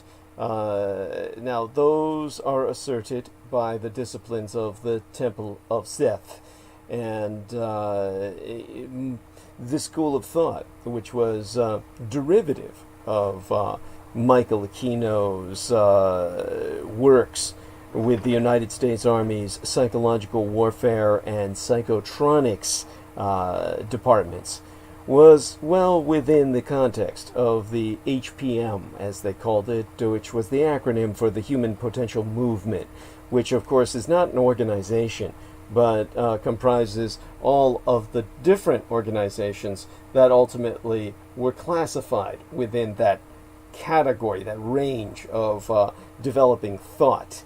And within the Human Potential Movement, Scientology would have been included. So would EST, which I can't even remember what that was a acronym for. I'd have to Earhart Seminar Training. Thank you. Couldn't have gotten that out without you. Under Dr. Werner Erhard, or just Werner Erhard. I can't even remember whether he made a claim to a doctorate or not. But that was at a time when a movie that everybody can access on YouTube, released in the same year as Star Wars, entitled The Brain Machine, and a lot less spectacular, was being mass marketed as a tool for attaining hypnotic and other altered states of consciousness through pulsed light and sound stimulation. And the history of this, when I conducted research on behalf of Michael Aquino and what he was doing, the history of this goes, visual phenomena was first described about 200 years ago by the Czechoslovakian, or the ethnic Czech of Austrian nationality, an anatomist and physiologist by the name of Jan Evangelista Perkin, if I'm pronouncing that correctly, mind you. This is a Czech language is almost impossible. Perkin, Can you spell it? Yes, P-U-R-K-Y-N-E, and the E would have a kind of a diphthong to it, so it would be Perkine. And I guess in the anglicization, if I remember correctly, when I had to Romanize it, it would be Johannes Evangelist Perkinie. And so it would be spelled in the anglicization as P-U-R-K-I-N-J-E. And remember, all Slavic languages, and the Czechs are Slavs, the Y is pronounced, the J is pronounced as a Y. So Perkinie would be his how it would be pronounced in the anglicization. So, but it's spelled like Perkine, P-U-R-K-Y-N-E in the native spelling, P-U-R-K-I-N-J-E in the anglicization. And so Johannes Evangelist Perkinie. I'm just saying that in the English. And he was born in 1787, probably died around 1869. He was one of the best-known scientists of his time. And such was his fame that when people from outside Europe wrote letters to him, all they needed to put as the address was his surname. Perkinie, Europe. Perkinie, comma, Europe, and it would reach him. He's as famous as Alfred E. Newman. There you go. He's become the basis, or his works have become the basis of further scientific studies into how the visual brain works and how repercussions of investigations into this obscure phenomenon, this manifestation, to use the occult word, of stroboscopic light, have spread so widely into contemporary artistic and modern musical culture. So if we go into the kind of history of flicker, as Michael Aquino called it in the shorthand, as I understand it, we have an examination that I had to research on behalf of Aquino, of the intersection between art, science, and the exploration of consciousness, because he was so interested in mind war, the manipulation of popular culture, with specific reference to the pioneering work of Ian Somerville. Now, Ian Somerville died in 1976, just before that movie, The Brain Machine, was released. And as Peter Moon has said, he was an electronics technician. He was a computer programmer, primarily known through his association with William S. Burroughs' circle of Beat Generation figures, and he lived with them at Paris's so-called Beat Hotel by 1960, the dawn of the decade in which I myself was born, when they were all regulars there, and he became Burroughs' gay lover and quote-unquote systems advisor. And with him was, of course, the researcher Brian Geisen, who died in, well, he was born around 1916, before my dad was even born, and he died in 1986, which was not too long ago. He was, of course, as Peter Moon said, a painter, a writer, and what they called a sound poet. In other words, he was a performance artist and an inventor of experimental devices. Now, he was born in Taplow, Buckinghamshire, and he's, I don't know, I get the impression that might be somewhat close to John Warrington in area, but I might be wrong. Remember, England's small enough where, you know, everything's close until you have to walk it. But he's best known, as Peter Moon stressed, and as I learned through Michael Aquino, for his use of the cut-up technique alongside his close friend, the novelist William S. Burroughs. And I use the term close friend pointedly. They were all fucking each other. I mean, literally, these guys were just on top of each other all the time.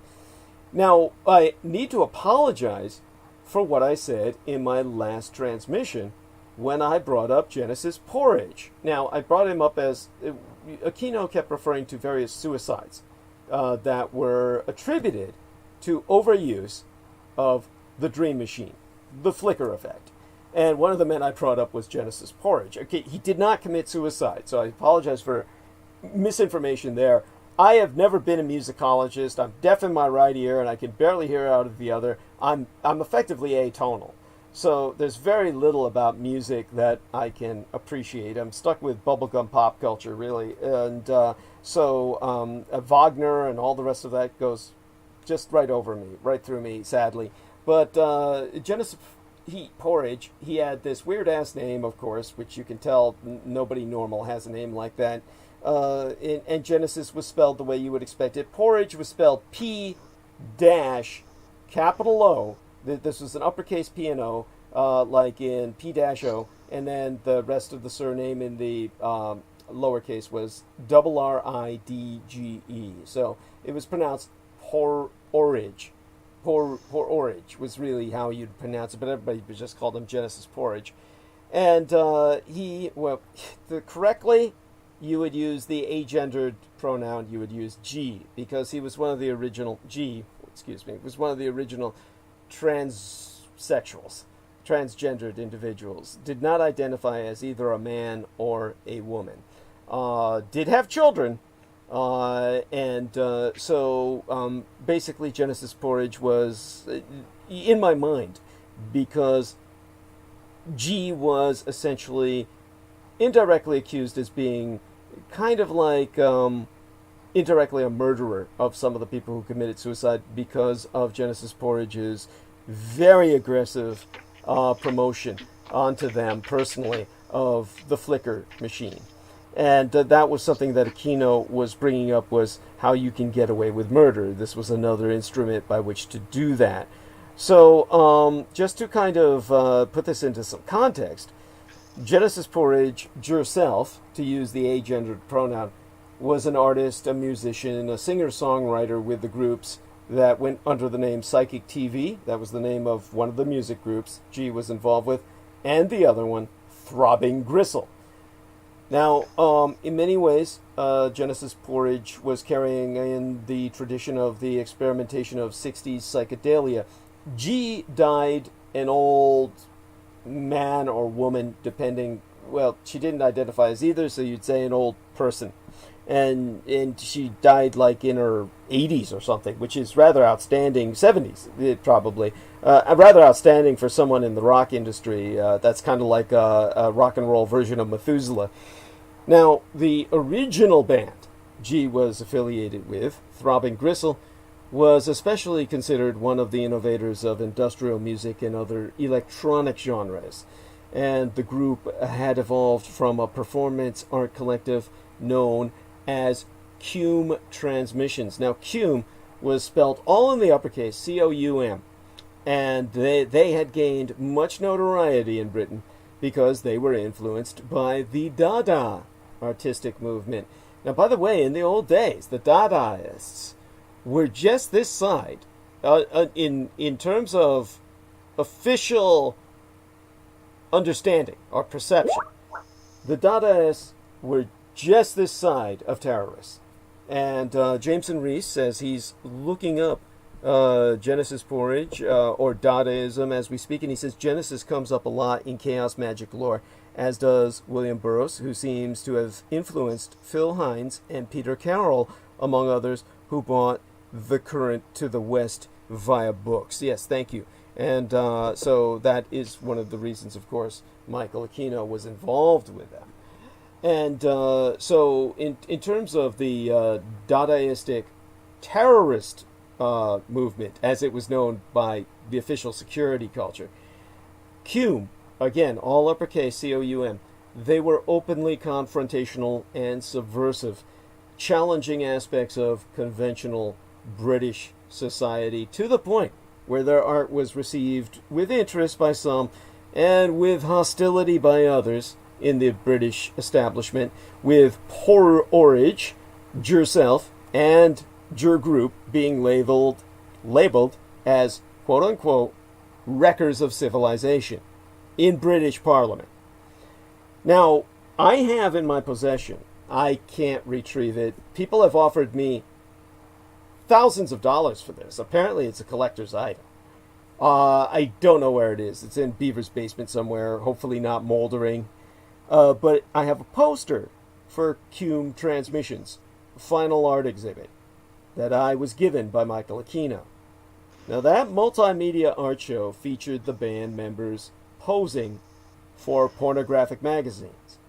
Now, needless to say, that show caused a large controversy in Britain, and it would not be the last time that Poor Orage would receive accusations as part of art projects that G had involved with. By the way, I have no idea what their genitalia was. Some of them, I understand, it was rumored, were hermaphroditic, meaning they had both male and female genitalia. Now, quite famously, or infamously, in 1992, now by this time, I had pretty much brought about the downfall of the Presidio military base. They would not be closed until 1995 in toto, or entirely shut down until around 1995, but they were pretty much finished, and all operations were being essentially scrubbed from the physical landscape. In other words, everything was being demolished, being torn down. And this was, by that time, I had been involved in the Gulf War and was becoming involved in mercenary work in Africa and the Balkans. But around that time was when the TV station Channel 4 in England, and for those of you who aren't aware of this in America, England is very different from the United States. Of course, they have cable, but they have these four basic stations, just like ABC, CBS, and NBC America used to have, which these days we still have them, but nobody's aware of that. In Britain, these stations are much more prevalent. They have much more power. It's like British government television, and because it's like state television, these stations operate as if there's still a war on and they're giving emergency information. That's always been my impression, or the impression I got from the intelligence organizations in America, that it was simply easier to get to the population in Britain through their state media than it was in the United States. Or at least here we have it much more camouflaged. So what happened was TV station Channel 4 in England accused Poor Orage of partaking in satanic rituals that involved the abuse of others. What I couldn't understand when this came out was how it took that fucking long. Now, the way they covered it, or rather sealed it over, the damage control. Sealed it over would be, as Aquino would phrase it, occult terminology. The way they sealed it was they said, oh, well, it just turned out that this was part of an experimental movie that Channel 4 itself had partly sponsored.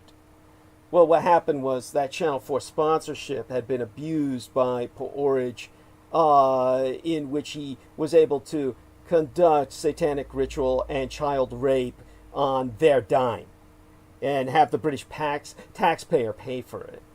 And he got away with it because once it was traced that the funding had come from Channel 4, then what they had accused him of, they would ultimately be blamed for. That was how he covered it. That was how Aquino taught him to cover it, so he could get away with not only doing that, but filming it. Now, the station itself was later forced to apologize. This is the kind of world we fucking live in. You got a trans-sexed motherfucker who's got hermaphroditic genitalia, not that he's evil because of that, who takes British taxpayers' money, rapes kids with it, on camera, on film, and then gets the station whose funding he used to do that to apologize, with all the harm that had been done to him. The harm done to him! Blamed on mass hysteria about evil rituals being reported throughout Britain. This is riding on the coattails of the satanic panic in America. That's when the British did name me out. I know for a fact my name was mentioned because it was brought to my attention at that time. It's like Douglas Dietrich starting the satanic panic in the United States. Now, because he was guilty of raping kids, Paul Orridge opted to leave Britannia for the United States of America, where, in his own words, he would be safe. Because, you know, those British kids were still raped and beaten and whipped on camera, and their parents weren't happy about it. So if he stood hanging out in Britain, he would have gotten whacked. Now, even more ironically, as it was reported by British media at that same time, simultaneous the time of the news report being broadcast, the wrecker of civilization himself, Genesis Paul Orridge, was doing famine relief work in Thailand. Get that? Famine relief work in Thailand. Just so you know, Thailand is not Laos. Thailand's not Cambodia. Thailand's not the killing fields of Burma. Thailand's the only motherfucking Asian nation on earth outside of Japan that ever escaped colonialism completely. It never suffered any of that shit. Deprivation from colonial exploitation, which left it in any famine state. There's no fucking famine in Thailand. There never was. He was in Thailand doing what everyone else does in Thailand. Fucking kids. Nevertheless, Genesis Paul Orridge was a fascinating character to Michael Aquino, what Michael Aquino termed as one of his agents of chaos, his wreckers of civilization. And he shines especially in interviews and recorded conversation, with the topics of discussion drifting from 60s psychedelic music to human morality, of course, and laws in modern society, occult philosophy, or the master musicians of Jujuka. Now, Paul Orridge is known for using many artistic techniques as part of their works. Now, I use the term "their" because he would often reference himself, or yourself, with the "they." As in, there are many within me, because he considered himself, as unto Legion of the Bible, possessed by many spirits. That's what B-E-Y means, Bay? It can. It can. I never heard that. Yeah. In fact, I was just told it was a designation. Well, it is a designation. That's very interesting. There are many within me. It makes a lot of sense. Thank you. Now, one of the techniques used most by Paul Orridge was, of course, the cut-up technique, used by the Surrealists and later by the artist Brian Gysin and the famous Beat Generation writer William S. Burroughs. Now, Paul Orridge befriended Gysin and Burroughs and collaborated with both. Burroughs is especially known for using the cut-up technique, which involves, of course, cutting up pieces of text and rearranging them to find different meanings. Now, in seminal works like Naked Lunch and The Soft Machine, this is where it becomes most manifest. Now, the rock group Throbbing Gristle also released on the record label they were managing a spoken word piece by Burroughs called Last Words of Hassan Sabah. The text, Makest Use, also cut up. And speaking of Paul Orridge's friends, Gysin is responsible, together with Ian Somerville, for inventing the Dream Machine as we know it today, which is the stroboscopic flicker device that produces the visual stimuli that we've been referencing. Now, the way the machine works is that the subject stands in front of it with their eyes closed, and that's very important, because looking at the light directly will damage your irises, your retina. Now, the machine flickers rhythmically with the frequency corresponding to alpha waves. Alpha brain waves are said to help with relaxation of body and mind, to help induce a state that will relax the mind and induce creativity. And there are even designs online to allow you to manufacture a working dream machine, or you can even try and purchase an already built one. But the internet also offers an alternative in the form of websites that experiment with the basic principles of the flickers of a dream machine. Now, you can find those at nolabs.com. That would be a no-labs.com /demo/dream machine/index.html for hypertext markup language. If you'd be so interested in driving yourself into a spasmodic series of what do the epileptics call it? Seizures. Thank you. I have something to add, Douglas. Yeah, please. About altered states of consciousness. They are a great, interesting concept to many people because, and as I've grown and learned, and of course I've explored with flotation tanks, which I found very positive. I explored the dream machine to a certain extent. I think my own work is more interesting than what I experienced with the dream machine, although right now I'm sort of activating the process without the aid of it, save for the reminder of it and these beautiful Moroccan lamps I'm looking at right now. Right. They are beautiful. And there's something about Morocco that is, of course, that's where they had a lot of opium dens and whatnot. But the thing is the Qigong techniques I give for the dark room to immerse yourself in darkness at least 15 minutes a day, twice a day, is very good for the visual cortex. It's very good for the entire brain. It's very good for the entire system. It makes you think better, makes you smarter. There are techniques. It's not necessary to go out and get a dream machine. I think that Qigong undercuts all of this if it's done properly and correctly. But one of the reasons people want an altered state is because they're dissatisfied with their current situation, with their current living environment day to day. And it's actually more important that you handle your environment and you create joy in your own environment. So that if you are, like, say, let's take somebody who's in a tough situation, and they live in one room, make a spot in that room that makes you glow. Do something. Have a spot where you can really experience joy. Start small and create joy and try and treat each moment with joy, especially the things that are difficult, whether it's, picking up the checkbook or whatever things stress people.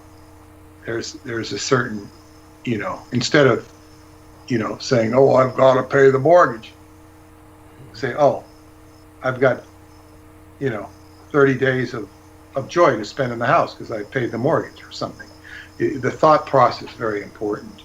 And the altered states, people are going to explore them. They're interesting. But the whole idea of you want to be in the present, there's joy in the present, and that's the secret, because ultimately that's what an addict comes back to. Not that everybody seeking altered states is an addict. The good altered states bring you into the present. I just wanted to say that. You can continue. Oh, yes, thank you. No, it's deeply appreciated to bring anything positive into my memories, I assure you. And so, if anyone who wants to go, as Peter Moon has said, if you're involved with a discipline like Qigong, that obviates the need to do something like this. But if you want the shortcut and you don't want the discipline involved in breathing and positioning and all of that comes with Tai Chi and Qigong, and you go to these computer websites to get the flashing effect, be warned that caution should be used, as it has been reported that this does induce seizures, at least to a small fraction of people who venture to those areas of the net where this is accessible. Now, for others, binaural beat tracks, or binaural binaural. It's spelled bi for twain, or divergent, bidivalent, meaning Laurel paired. Solomon's favorite word, binaural. Thank you. That's right. You remembered. Oh, yeah. Yes. Yeah, I do. Yeah, for others, the binaural beat tracks to be listened to over headphones are also readily available online. Then, of course, Genesis Porridge is also perhaps... by the way, I do want to mention that Jameson Reese, our resident occult expert, says joy is a very difficult thing to afford these days. iDozer used to be for free binaurals. So iDozer is the site that he was pointing out. He also said the slogan "Nothing is true, everything is permitted" comes to mind as something chaos magicians use as a maxim. This is quite true. Nothing is true, everything permitted, in which everything can be claimed to be fake news, and therefore there is no moral foundation. You're free to rape children and abuse others. And that brings us back, of course, to Genesis Porridge, who's... That's one way to look at it. It's the way, of course, that I saw in practice, but I understand what you mean. Because that's like the dictum from Aleister Crowley's Book of the Law. Do what thou wilt shall be the whole of the law. Yes. And that's... people are constantly misinterpreting that, or being admonished for misinterpreting it, saying, I can do anything I want. Right. And everything permitted is attributed to Asen Saba, the founder of the occult organization known as the Assassins. Yes. So that's like, but the whole idea of everything is permitted, and the word joy are very tied together, and I will tell you why. Because if you look at the etymology of joy, and you will see even the phonetics of Jesus are very much tied to the concept of word yes. Yes. Are there fairies? Yes. And to say the word yes to things that you might not say yes to is very empowering. To say, and you don't necessarily have to say, yes, I see Martians. A kid comes up to you and says something that he sees imaginary, and you say, oh, yes, you indulge the imagination. You indulge your own imagination. You say yes to things, which I'm not meaning to say that you should say yes to Freddy Krueger in your nightmares or whatever. People will misinterpret it and dive down with it. No, you say yes to, it's yes is a positive, and the world needs more positivity, and that's the whole statement there. Yes is a positive. We need negativity, or life wouldn't go on. But just to say yes is so important, and everything is permitted. Yeah, one of the things everything is permitted is it doesn't mean one has to rape and slaughter. It means one can have joy brought to them. It means one can beat the stock market. One can win the lottery.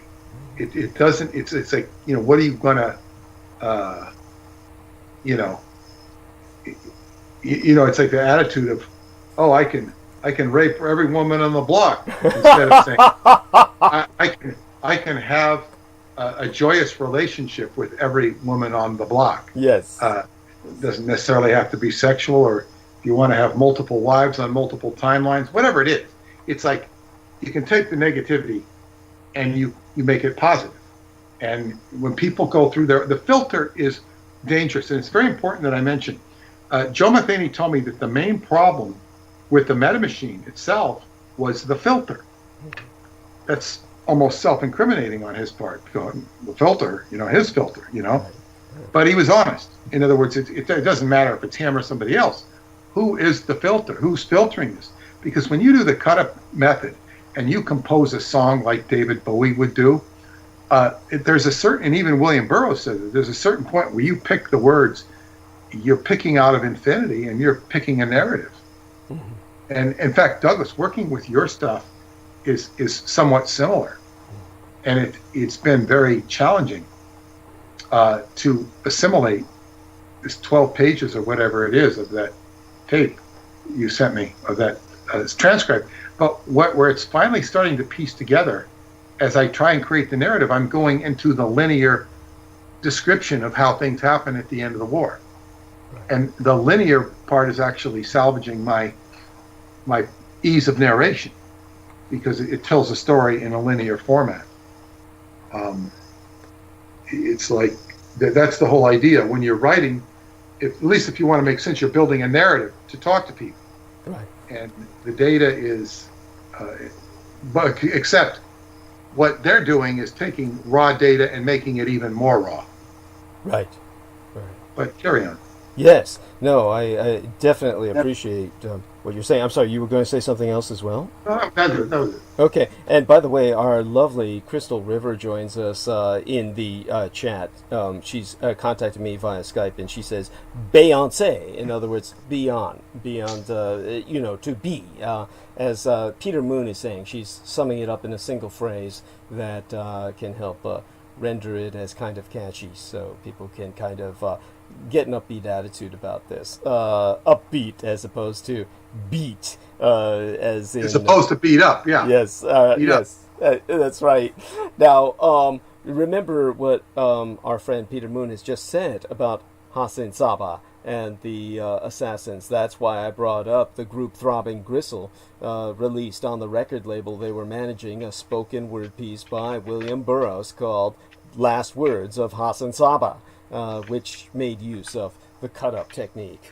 Now, at any rate, when I was talking about the group Throbbing Gristle, Genesis Porridge, of course, was most known for his involvement with them. And for some, TG, which was an acronym Michael Aquino would use to reference Throbbing Gristle, they were the definitive industrial band, coining the term and practically rewriting the rule book, ironically, by throwing out all re-existing rules. Now, the Nine Inch Nails group's leader, Trent Reznor, while he was never entirely comfortable with the label of industrial, has made references to Throbbing Gristle, and may or may not have taken some inspiration from their song Discipline, which was a song sharing the name with a Throbbing Gristle song. Now, that brings us back, of course, to, aside from the musical trivia, which is not trivial at all, it was one way that Aquino could infect the popular subculture in the days before we had the internet, was through music. And Jameson Reese says the maxim of is akin to making your own key to thin the veil and technique to open the gates. Yes, and he's talking about either the maxim of do as thou wilt, the play thereof that we were talking about, where they were nothing is true. Thank you. That's the one he was referencing. Nothing is true, and basically, therefore, do as thou wilt, essentially. So he was talking about making your own key to the veil and the technique to open the gate. So this is the keys to perception, as Aldous Huxley would say. Which, of course, Aldous Huxley, to him, the keys were drugs. Such being said, so the study of stroboscopic light, it began as a purely scientific study when we go back to the days of Perquigny 200 years ago. But Michael Aquino was engrossed with flicker potentials. And remember, this was the visual phenomenon which became the basis of scientific studies into how the visual brain works. So in the 1960s, the decade into which I myself was born, at the decisive decade in Aquino's life, as well as obviously the starting point of my own, that was when the Dream Machine was developed to reproduce this neurovisual phenomena, emitting pulses of light and projecting patterns that produced kaleidoscopic images and even hallucinations. And so the interest in flicker, from its scientific underpinnings to its role in the countercultural art scene, was what I had to do quite a bit of reference and research on for Michael Aquino's projects. And thus it was that the Dream Machine and its influence on major cultural figures like William S. Burroughs, Aldous Huxley, and Allen Ginsberg, who all experienced and wrote about the flicker effect, that's where all that came in. Now, while Aquino was fascinated in his examinations of the intersection between art and science, we were also studying the major currents in Western culture by way of this investigation into an obscure phenomenon.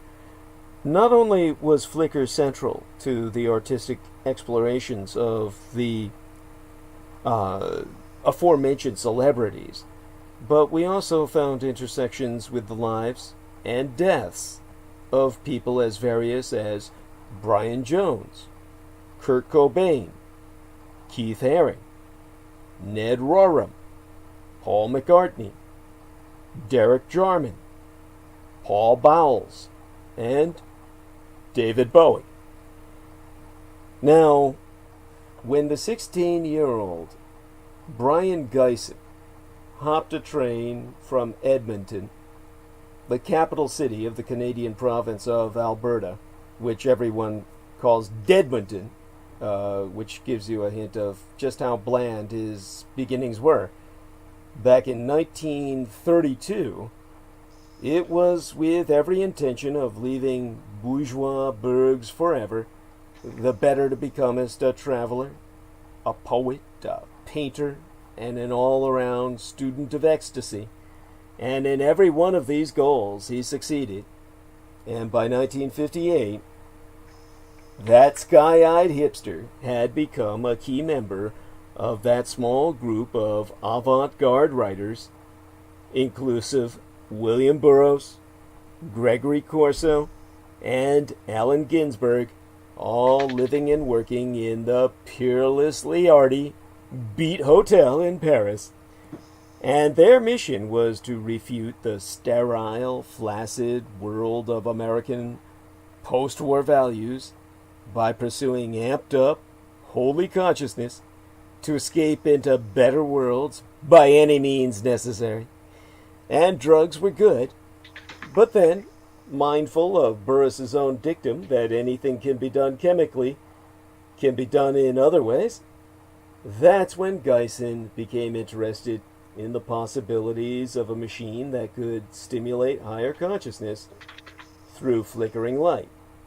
And so, working from a portable prototype for just such a machine, and remembering an instant of disorientation years previously when the setting sun behind a line of trees had produced a transcendental storm of color visions. And that was something you can reproduce if you go through a grove where all the trees are planted in order, or not, but generally so, like you would find at the Presidio military base. Just to outline this for people, when you go to an orange grove, or various other kinds of places where trees are planted in military formation, and you run a car along a lane of such trees that extends for as far as the eye can see, and the sun is shining through those trees, just by driving an automobile at a slow or fast enough speed where that flicker effect develops, you will potentially experience hallucinatory disorientation. And the Presidio military base, when it was originally settled by the conquistadors, the primary problem was the wind. And because the wind in a maritime environment like San Francisco is horrific, there's no describing it. It will literally blow you off your fucking legs at times when it's strong enough. The Presidians, the original settlers and everyone after them, planted in military formation row after row of trees. So if you ever come to the Presidio military base as it still stands, no longer a military base, but every other element still there, you will note that all of the trees, like a grove, but the only set of trees that I know of ever planted like this without being a grove that produces any fruit, None of these are fruit-bearing trees. They're all in military formation as if they were. And that's simply as a windbreak. That's how bad Presidio was in terms of its wind before the trees were planted en masse for that windbreak effect. And it was there that people could induce in themselves the flicker effect. Now, in terms of Geison's own machine to reproduce what the Presidio windbreak groves of trees did, he constructed a perforated cylinder, mounted it on a revolving base, and fixed a light source in the center, all as Peter Moon described, and thereby discovered that prolonged exposure to the spinning cylinder produced not only a brainstorm of overwhelming colors and patterns, but a tremendous sense of the infinite. Now, Geison's dream machine remains the best known, but not the only, chapter in the story of the stroboscopic effect. Now, one of the people who became involved in his life was a certain Lila Hadley. And Lila Hadley was an American travel writer and a socialite. Her books include one entitled Give Me the World, appropriately enough, and another one entitled A Journey with Elsa Cloud. Now, she became an advocate of the commercial potential of the Dream Machine after viewing it at a small gallery in Tangier in 1964. Of course, that's just this side of Morocco in the Maghreb. Now, Geison himself demonstrated an early version to Allen Ginsberg at the Beat Hotel in April of 1961, as Aquino related it to myself. And Allen Ginsberg immediately wrote approvingly to Timothy Leary. Amazing! It works! Those were the words. Now, at that time, these men thought those words would be as important to human history as Alexander Graham Bell's man on the other receiving end of the telephone call saying, I hear you. And Timothy Leary stated that he intended to try and help Geison locate a manufacturer for it. And Tim Leary had, of course, all the CIA connections to do so. Now, Guy Froget's Librairie Anglaise was the literary center of the left. Many Americans and Britons had their mail sent there. And Guy Froget herself exhibited a dream machine in her bookshop window. And Helena Rubinstein, who was born Jaja Rubinstein, she died the year before I was born, 1965. And she'd been born around 1872, if I remember, so she lived to be about 100-something, maybe. Now, or it seemed like that. She was a Polish-American and obviously ethnically Jewish businesswoman, as well as an art collector and a philanthropist, but mostly she's known as a cosmetics entrepreneur. She was the founderess and the eponym of Helena Rubinstein Incorporated Cosmetics Company, which made her one of the world's richest women. And she's someone whom Geison had known since before the war. She displayed a dream machine in the window of her beauty salon, following its official unveiling at an exhibition in Paris in March of 1962, the year before my late sister was born. But with all this backing from everywhere imaginable, from every source that had all of the finances available to fund it and promote it, not a single one was sold. Now that in itself borders on the supernatural. Now, Geison had by then applied for a patent. But when Phillips sent an executive to Paris to investigate, Geison's hopes were dashed when no deal was forthcoming, an outcome that Geison himself blamed. By other accounts that I referenced aside from that of Michael Aquino, on the businessmen slipping on dog shit in the Beat Hotel's hallway, where, of course, all these beats lived with their fucking dogs and let them roam, and none of them, all of them being fucking men, humping each other, not a woman in sight, nobody was cleaning up. So the guy who came to visit Geisen to open a deal on this slipped on a pile of dog shit and said, "Fuck you." Now, aside from all the art, science has long explored the brain-eye-light interplay, but by mid-century, scientists had run into various investigative backwaters. Then in the late 1950s, the tantalizing, if unquantifiable, results of flicker research moved from laboratories into the hands of filmmakers, the pop musicians, and in Timothy Leary's own phrase, the cosmonauts of inner space. Whereupon the 1960s happened, and aside from myself being born, you had these suddenly all these variations on the light show were everywhere, which is probably why no one bought the fucking machine. It was simply ubiquitous. The effects, if not the device. You see, Geisen failed to fully anticipate psychedelic culture, and he himself had mixed feelings about the advent of stroboscopic Friday night thrills down at the local hippie pit. For Geisen's generation, transcendence was essentially a private, almost studious experience. The idea was that tripping would increase human potential, one head at a time.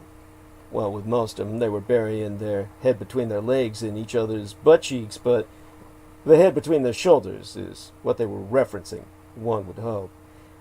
One of the most engrossing aspects of the researches that Michael Aquino forced me to pursue under his orders led me to the Chapel of Extreme Experience, which was an art exhibit of Brian Geisen's. And it was there that it became manifest that Brian Geisen always intended the Dream Machine for normal workaday people. That this was to be something like the Volkswagen version of enlightenment. You'd buy it and take it home. But like an automobile, it was supposed to carry one being at a time, one family at a time to enlightenment in the living room, not the mosh pit of the local opium den. So there was also the what if factor, and that's what drew Aquino towards the creation of the Vox Arca. What if this people's psyche machine had in fact taken off? What if everyone could access worlds otherwise denied us? And so Aquino's entire paradigm was full of such down the rabbit hole stuff. Of course, most notably for myself was the fact that Edmonton in Canada got a walk-on part in one of the most un-Edmonton-like cultural chapters of modern times. Now, in 1995, again, at that time the Presidio military base was done and gone, officially closed. All military aspects removed, scrubbed from history, all evidence covered up, the bodies literally buried for what will be probably generations to come, maybe centuries, maybe forever. But in 1995, on the 10th of July, an organization brought out evidence that the Dream Machine caused Kurt Cobain's and Faf's suicides. Faf being another performance artist in the music industry. And that's when MTV, or musical television, and their news staff brought a report that a Seattle organization, which called itself Friends Understanding Kurt, in reference to the late Kurt Cobain at that time, proved the deaths of the Nirvana singer, because he was the lead singer in the group Nirvana, and the whole bassist, Kristen Pfaff, surname spelled P-F-A-F-F, the bassist for the group HOLE, were suicides linked to the use of dream machines, and brought forth all evidence that the trance-inducing devices invented by William Burroughs' collaborator Brian Geisen should come with a Surgeon General's label warning everyone off who was under 18, anyone who was pregnant, etc., etc. Now, according to the New Musical Express, Courtney Love and other members of Nirvana were involved in publicizing the dangers of these dream machines, and yet all parties denied ever doing so. So this was a case where everything was either spoken of in whispers to each other, the report came out, and everybody went into denial for reasons we may never know, or they were threatened into denying what they had said. Or these people committed suicide and it wasn't connected to the flicker device. But Michael Aquino had various reports coming from coroners' offices that he felt forensically connected it definitively, both those deaths and many others, to the flicker device, the dream machine. Now, no living American writer has influenced rock and roll songwriters more than William Burroughs. And of the stars who have paid homage to Burroughs, none made as strong an impression on him as Kurt Cobain. It therefore came as a surprise to the editors of High Times magazine, which used to be the magazine, still is, of all the pop production, but back in the days when it was still cottage industry. Nowadays, they've changed their politics. But on December 17th of 1994 was when High Times magazine received a fax, back when we were still using that technology and it was a new thing. Now only the government uses it. Now they got their fax from the Seattle-based group Friends Understanding Kurt, which laid at least partial blame for Cobain's suicide on the master, Billy Burroughs himself. Now, the gist of the charge as they perceived it was that in the last months of his life, Kurt Cobain acquired a device marketed as the Dream Machine, which is interesting because nobody produced it. Nobody advertised it. Yet, it was known as if it were branded or trademarked. And Aquino told me that was something that he had pioneered, to brand or trademark something without any legal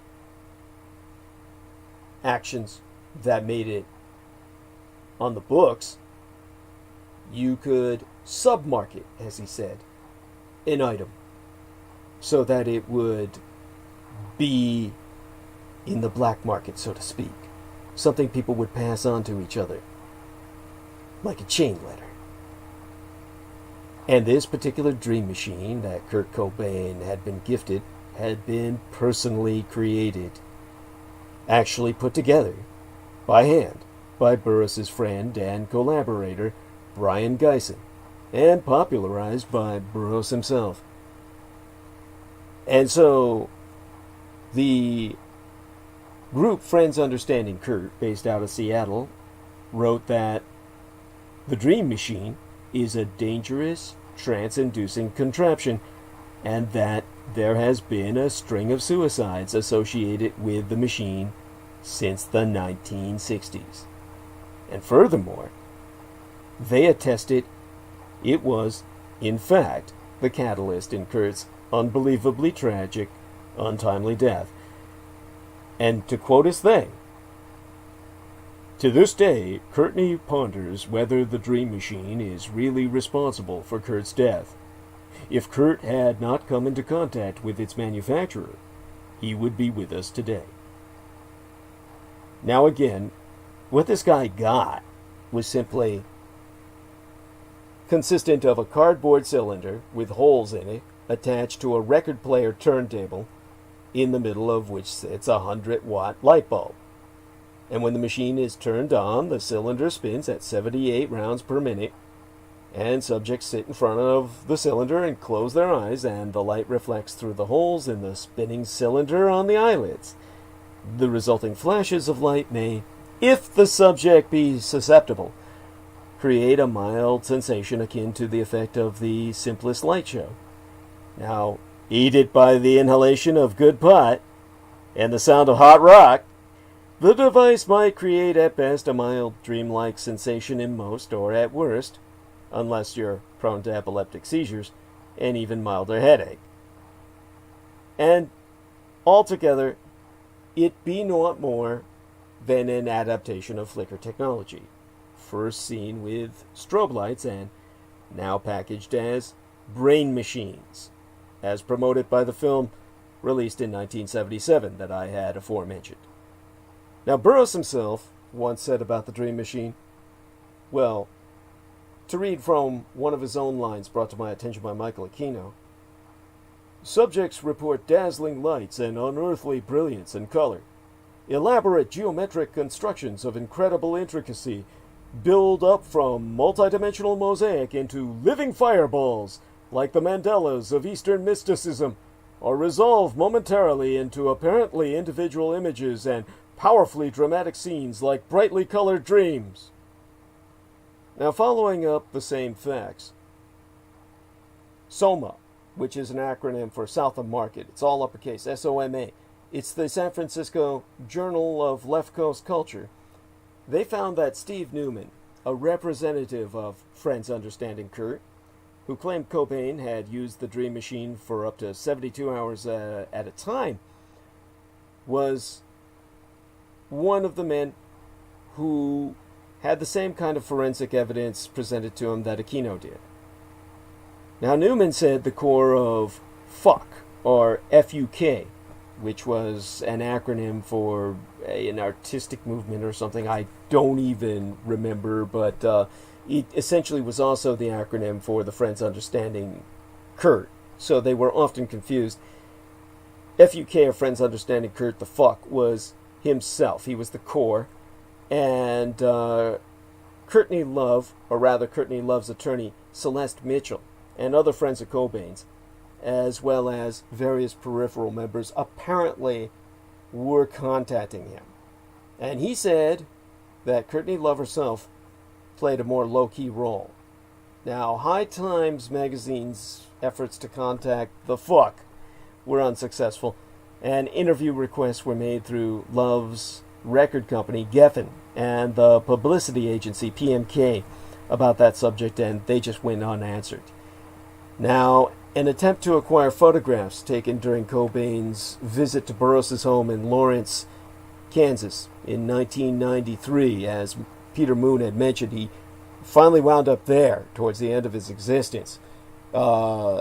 Basically deprived, talk about sensory deprivation. Basically, those photos had been given to Rosemary Carroll, Courtney Love's principal attorney, and still all investigators from the media scene never got any return calls from those sources. Now, what I was able to do when they came around to ask myself was I helped locate David Woodard, who was the San Francisco businessman who manufactures and sells replicas of Geisson's and Burroughs' Dream Machine for about $145 United States dollars each. back in the day. So, a man who worked with High Times magazine named Victor Bachris conducted an interview with David Woodard in which it was contended that Cobain called him as many as 20 times over a period of 6 months during 1993 and 1994 to talk about his life and the Dream Machine. And even he said, I got the sense he was using it for long periods. 72 hours. And he said that's ludicrous, that's laughably ridiculous, but Woodard met Cobain at a party in Seattle in the summer of 1993. And he has never detailed the specifics of how and when Kurt got his machine. But according to the facts from the fuck, Woodard honorably complied with Kurt's very sincere wish, promptly and professionally shipping a freshly minted machine to Madrone, Seattle. The state of California does not prohibit the sale of what the FUK called this fancy death machine to desperate young millionaires. So, without admitting it, Woodard was alluding to the fact that he was essentially the manufacturer and the deliverer, but who made the purchase and the gift goes back to Geisen and Burroughs. So Woodard himself admitted that the Dream Machine compounded Cobain's problems. And he went on record to publicly say, through High Times magazine, if anything, the Dream Machine helped him to see that he was beginning to fall apart as a cultural figure. To quote us Woodard directly, he felt like Andy Warhol, Wagner, and Satan rolled up into one. He was in a very special place which invited timely suicide. It seemed like it was the perfect decision. So, if you were to ask in a court of law to Mr. Woodard, do you concede that the device you made and gifted unto Cobain on behalf of a purchase by Brian Geisen and William Burroughs contributed to this man's death? Well, he himself is quoted verbatim as saying, I pictured the suicide as being informed by an inner voice which was made audible through his experiences with the Dream Machine. Yes, the Dream Machine played a part. His words, to quote ST, yes, the Dream Machine played a part. So perhaps Cobain knew what he was doing, and Woodard himself leaves us with this image of his 27-year-old disciple. Kurt's in a full-scale Dream Machine-induced trance, his body hurtling from the glittering Manhattan skyline to a panorama of snow-capped Himalayas, his turquoise eyes wide open. He's above the clouds now, contemplating the next step on this magic carpet ride. And suddenly he blasts off into deep blue space. Now, the controversy over what effect a psychedelic light machine had on Kurt Cobain during the last days of his life may be a smokescreen that plays into the hands of those who would have us believe he had taken his life 12 years ago, or so by now. Now, there are those, such as a Mr. Thomas Grant, who called the facts that High Times magazine received from the FUK a confusion tactic and a futile effort to throw a blanket of deception over the truth. Yet, he himself clearly believed friends understanding Kurt was Courtney Love, and that Courtney Love was using them as a cover for everything she was expressing, meaning she concluded the Dream Machine killed Kurt Cobain. Now, hopefully my articulation will stimulate discussion and lead to more revelations from those who know other factors of what happened to Kurt Cobain and why he is no longer with us. I have a comment on this. Yes, of course. I'm gonna have to go pretty soon here, but I'm looking, and I really, if you showed me Kurt Cobain in a police lineup, I wouldn't even know who the hell he is. I mean, I might be able to, if he looked like a rock guy, I would know that. Yeah, the burnout, the drug burnout. I mean, if you put him up against Pee Wee Herman and some athlete, I would tell, hey, that's Kurt Cobain. But I just really don't even know any of his songs. He's not my generation. So, but anyway, I'm just looking over, his bio and stuff here, and it says that he really had a issue about homosexuality and said if he wasn't with Courtney, he would have been gay. He was really attracted to her. And it's like, of course, this reminds me of all the Montauk stuff, but there's a point, and I just kind of like fathom this. There's a point in sexuality where I don't really believe there's a point where it goes female or male. No matter what any scientist says, there is a choice involved. Whether that choice is by you in your own noggin, so to speak, or whether it's a biological change, there is a choice that's made. Struggling and people that struggle with their sexuality, I'm a man, no, I'm a woman, I'm a woman, no, I'm a man. There is a certain point where you have to like get a grappling hook and hook onto it. What did he just say? I want to.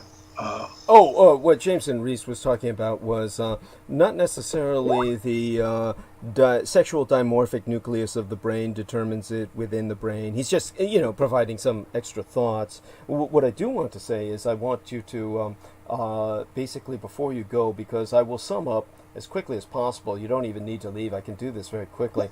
The connection, at least, with the Vox Arca, because I think that's important. And but one of the things I'd like you to do before you leave, or maybe when you're with us next time, you can come back, of course, on the next transmission to kind of give us some details on this.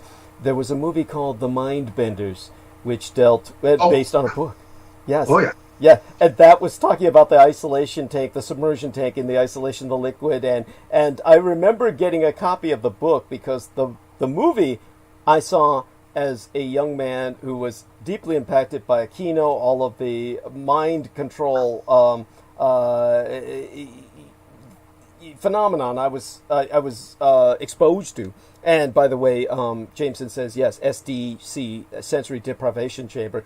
And so when I got a title of the book, I noticed one of the notes. The book person who had read the book was obviously a practicing Scientologist, and they wrote, a trained Scientologist would never have broken down. The notes in the book that a trained Scientologist would never have broken down in this isolation chamber because they would have reacted with some kind of training or whatever. So that was fascinating to me. So you might have something to say about that, if not tonight. Well, I mean, if you could say yes if they're well trained. On the other hand, you could subject anybody to got all sorts of sort of thing, and you'd have no defense for it. It just it has something to do with karma. But yeah, I mean, people would like to think you could say if somebody was trained in martial arts, they would be resistant to it as well. Of course, somebody who's trained in martial arts can be beaten up. So it's like, if you know your stuff, you know it. Mm-hmm. But back to the issue with go on. Struggling with the sexuality. Yes. There is a point. Well, it's like a maturity issue. Mm-hmm. People go through this at puberty. They go through their maturing of their sexuality and finding themselves. Mm-hmm. And there is literally an arrested development of one's sexuality when one is programmed at that exact area of puberty where that's where the programming takes hold, like a grappling hook. For this is like with the Montauk people that were programmed. It's like tapping into that hermaphroditic, bisexual factor. Right. And so and you know, all of these characters that we're talking about here with the Dream Machine, you could say that all of them are, I'm not being judgmental here, but they're all not sexually developed. They're not. Yeah. You know, so it's like it's an arrested development, because the whole idea of a organism is to grow into something, to grow like a caterpillar growing has imaginal cells which can change. They literally change. The structure of the cell changes. This means if you can extrapolate from the caterpillar to the butterfly, you know, if programmed correctly, something could change into a caterpillar and then change into an elephant, change into something else. A human could change into this. I mean, potentially, with the way. But the whole idea is to develop into something. And the way human beings work is they have a male and a female, and they grow a child, and then the child develops into something, you know, to a fully grown human being, and that can reproduce and do all these sort of things. And when this gets arrested, it creates problems. It creates problems.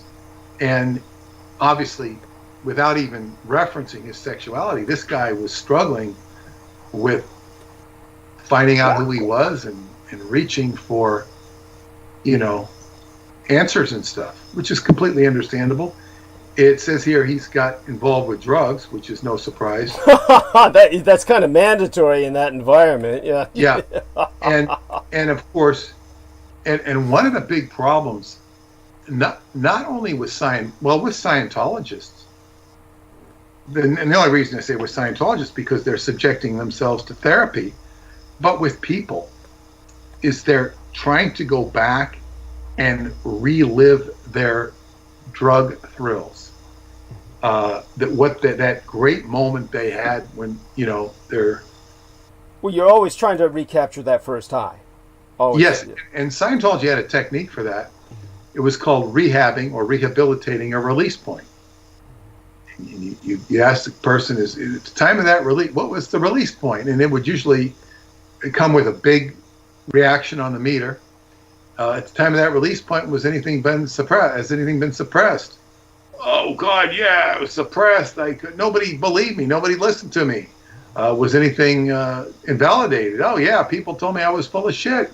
And then, you know, was anything unacknowledged? Yeah, I mean, I saw the what do you call it, the glory, and it's like it revives that moment and brings them back into a harmony with that moment, rehabilitating the release point. The problem is when people try and go back to that moment, and of course, one of my friends was, you know, he was going to these festivals. Oh yeah, they're replaying the old music from Woodstock. I'm saying, you know, Woodstock is done. Yes. You know, it's over. Yes. We don't. I mean, you know, if you want to watch Woodstock, go watch the movie again. It's like it's fine. You know, occasionally I'll enjoy a song from that time period, but it's like it's over. Another thing in Scientology was the ability to do new things. You know, Scientology in and of itself has become an old thing. You know, do new things. Romanians often inspire me with their intention to do new things. You know, I'm doing this career. Oh yeah, that was a good career. Now I'm doing this. Like my wife is learning Spanish. She's really getting good at Spanish. Okay. You know, she's learning something, and it's great to do new things, not to sit in the same rut. And this guy, well, I mean, this guy had a lot of problems, and you know, he had no business exploring these caverns of the mind, unfortunately. But boy, I've heard more about this guy. I really know nothing about him, except now I'm learning he was involved with the Dream Machine. Well, He sounds like a mess. He sounds like a personal mess. Maybe he had some talent. I guess he did. Well, Maria Michaela Grigorich is kind enough. First, Jameson Reese says, when you were talking about the sexuality, he says, I can appreciate what you mean here, Peter. Thanks for the clarification. And Maria Michaela Grigorich says, I never heard about this dream machine before, but now it explains why Courtney Love was rumored to have been responsible with Kurt's death in the media to cover up the whole dream machine story. So definitely, and of course Jameson brings up the angle that Cobain was depressed, had mental illness, but all of this is the same kind of factor that you would talk about if you were talking about, say, for instance, driving, drinking, or drugging. As Jameson says, it was a very bad time for him to enter the subconscious when ill. It's like, don't drive when you're drunk. I mean, basically, a person, this is what makes an instrument like that available for every home in the United States. One reason why it may never have taken off is simply a subconscious recognition on the part of the general public, a kind of defense mechanism, a kind of self-preservation or survival instinct that since most people are mentally impacted or mentally ill, or one way or another not healthy, that many of them would be impacted in the most severely negative sense by an ability to see deeper than they normally are able to see. Well, yes. In other words, it's going, taking on too much when trying to get to a higher awareness, when you need to repair your life, right? And are you eating right? Are you sleeping right? Do you have emotional problems?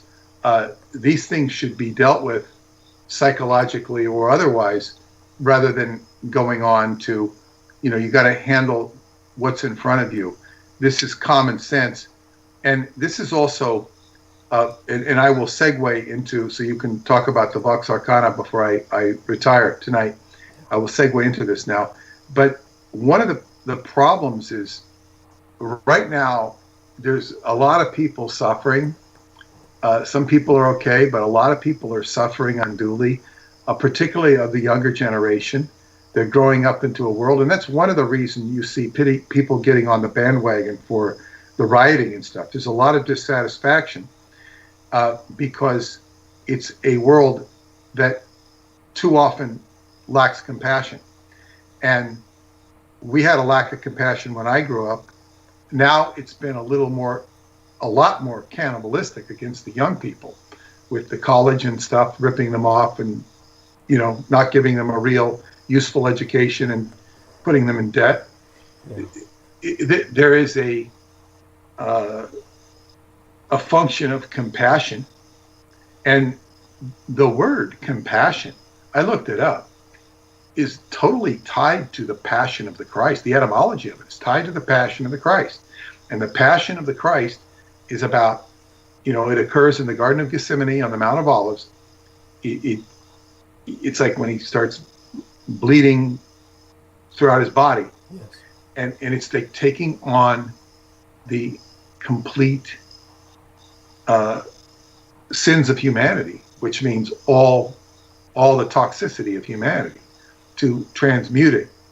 And I mean, yes, it's a story. Doesn't matter whether you believe it. It's not really very easily believable, just the way I presented it. However, it's at the very least a reference point or a symbolic for, this is where the word compassion comes from, is to have passion or feeling for another individual. And this world leaves us to survive. There's a very reptilian aspect to this world. Yes. To survive, and you see it manifested in business and all this sort of thing. It's quite horrible, especially when you're growing up and you see what is required to go out and support yourself. Looking back on it, it was much easier than I realized. And even today, in this world that's more challenging, it's still much easier than people realize. It's not as horrific, but it is. On the other hand, it is horrific, and people do have these experiences. So it's like this function of compassion is so absent, and all you can do is acknowledge it. That, hey, there's a and just try and acknowledging it is a first step. It's like getting out of denial. What one can do about it is a completely other issue, because you can, how many people's lives can you trust? So you have, what is somebody like Oprah Winfrey coming out and saying, what does she say? Random acts of kindness or something like this. Yes. It's very touching and all that, and it's nice if one can do that. One wonders what motive with her is riding along with it. Yes. What jab is going in from what angle? But that's another point. But let's as they say, and when I think of compassion, I think of the Art-elect. Thank you. I think of the Art-elect, and that's the story of the Art-elect is all about compassion. Yes. But we're going towards the Vox Arca now, so why don't you say what you want to say so I can go dream of pleasant things. Yes. So we'll send you off to dream of pleasant things within moments. I'll make this as short as possible, and we'll have Peter Moon discuss his thoughts on it after he's digested it in his sleep with our next transmission, if he's able to join us, or the transmission after that, whichever one's more convenient for him. But of all the developments that we have now articulated, it was of such factors that was born Project Domini Appellationum, or the Master's Call. And this was a program under control of the Defense Intelligence Agency, servicing as an umbrella for the United States military intelligence occult complexes experiments in the oral manipulation of humans. By oral, not your aura, though it could include that, but as in the oral as in audio. So the scientists in contractual obligation to the arsenal of democracy hypothesized, and I say that, of course, quite facetiously, they hypothesized that the human race was once servitor species of the giants born of fallen angels, and that members of our species be possessed of inborn traits which force us to serve the fel angelic. But it was presumed said traits had atrophied due to disuse. And what they discovered was that humanity possessed no such traits. In other words, all men be born in freedom of will, but surrender such will under duress of environmental influences. So we consciously choose whom or what we serve. Now, to subvert such freedom of will in service of the satanic, or that which be beneath and beyond, the DIA, or the Defense Intelligence Agency, developed a kind of sublingual program and the tools with which to speak it. And what emerged was a theoretical, ultra-suggestive language that could be employed in communication of a wide range of subaudial commands. And furthermore, refining techniques of deploying such en masse became the responsibility of Michael Aquino and his various departmental affiliations. He was still a lieutenant colonel in rank at that point, but he succeeded in making this theoretical language voluble, but not without paying a price. It was 1986 when Lieutenant Colonel Dr. Michael Aquino made his breakthrough, and he had just tightened the last screw in his new creation, the Vox Vocis Arca Arca, a device originally intended to someday surgically replace his own inadequate jaws, tongue, and larynx, so he could speak the impossibly stomach-churning gutturals of Vincolingua, the Master's tongue, referencing the extra-cosmic entities, the anti-gods, which he had come to worship.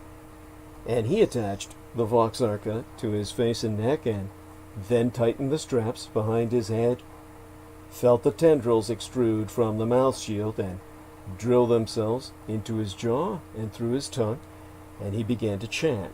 And for the first time in aeons, the Vingo Lingua was heard in the world. And as he continued to chant, a second inhuman voice joined his own in chorus. And as he described it unto myself, as I was not there with his original experiment, that was when he turned around, and over him towered a blackness in mockery of the shape of a man. And somehow that anthropomorphic blackness spoke the same language as he. And that's when the genetic memories came flooding back, the racial memories that are stored in what scientists can only classify as junk DNA, because we don't understand its purpose. And with it came just glimpses into an ages-old and past long forgotten by mankind, but enough to break his baseline sanity. And Aquino always admitted that he was certainly not sane anymore in any conventional sense or by any standard definition. And Zen, of course. Douglas, that was a cut-up of DNA, his DNA. Yes. Yes. He looked at it that way. But carry on. Yes. And importantly, of course, this is something that in Zen would be called or referenced as going unsane, meaning a kind of enlightenment, only in his case, an endarkenment. Because Aquino knew then that his ancestors' role, the ancient antecedent behind him, had been a shegetz, a man in the Hebraic language who had betrayed his own kind to serve as an overseer for the fallen. As Jameson Reese is saying in the Skype text, atavistic resurgence. Thank you. Now at that moment, Aquino knew more than any human could know. He knew what man was not meant to knowest. Herewith was that which could ultimately be altered to call forth the kings of Edom, those extra-cosmic entities of entropic desecration of the divinity's creation.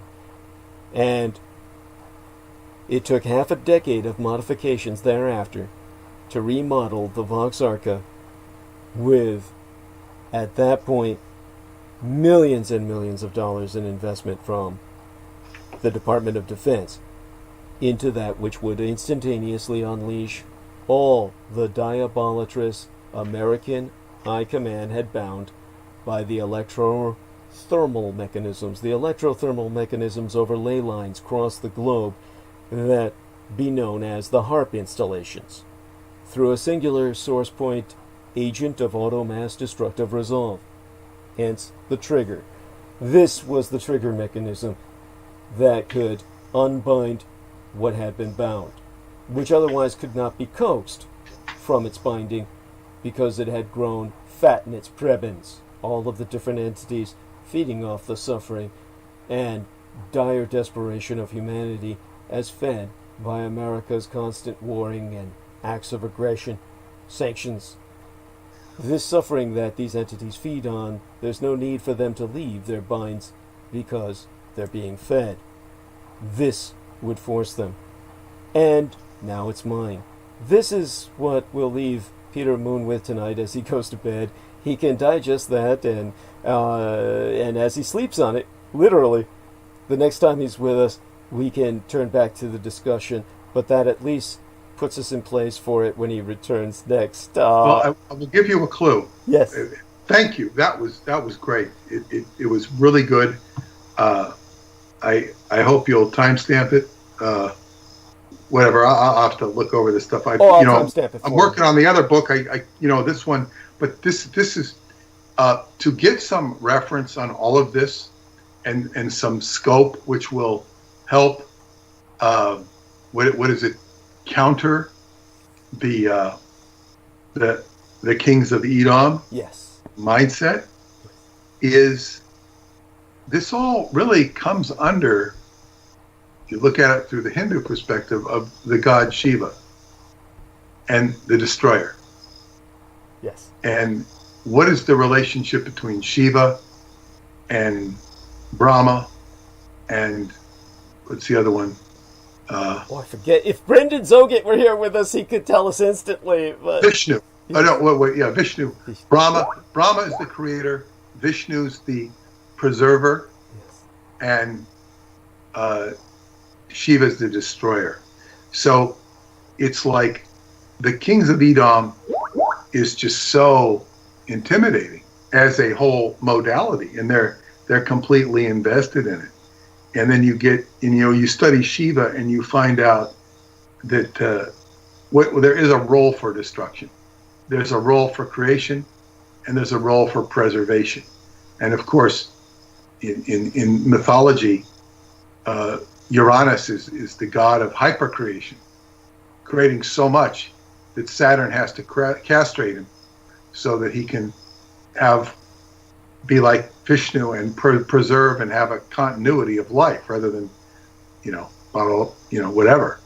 And then I don't know who the destroyer is in Greek mythology. It would be probably a combination of Mars and Pluto. Well, actually, there's Saturn as well. Saturn destroys us is the Grim Reaper. But anyway, those are my thoughts for now, and I'll. It might help the paradigm. Thank you, and I appreciate that.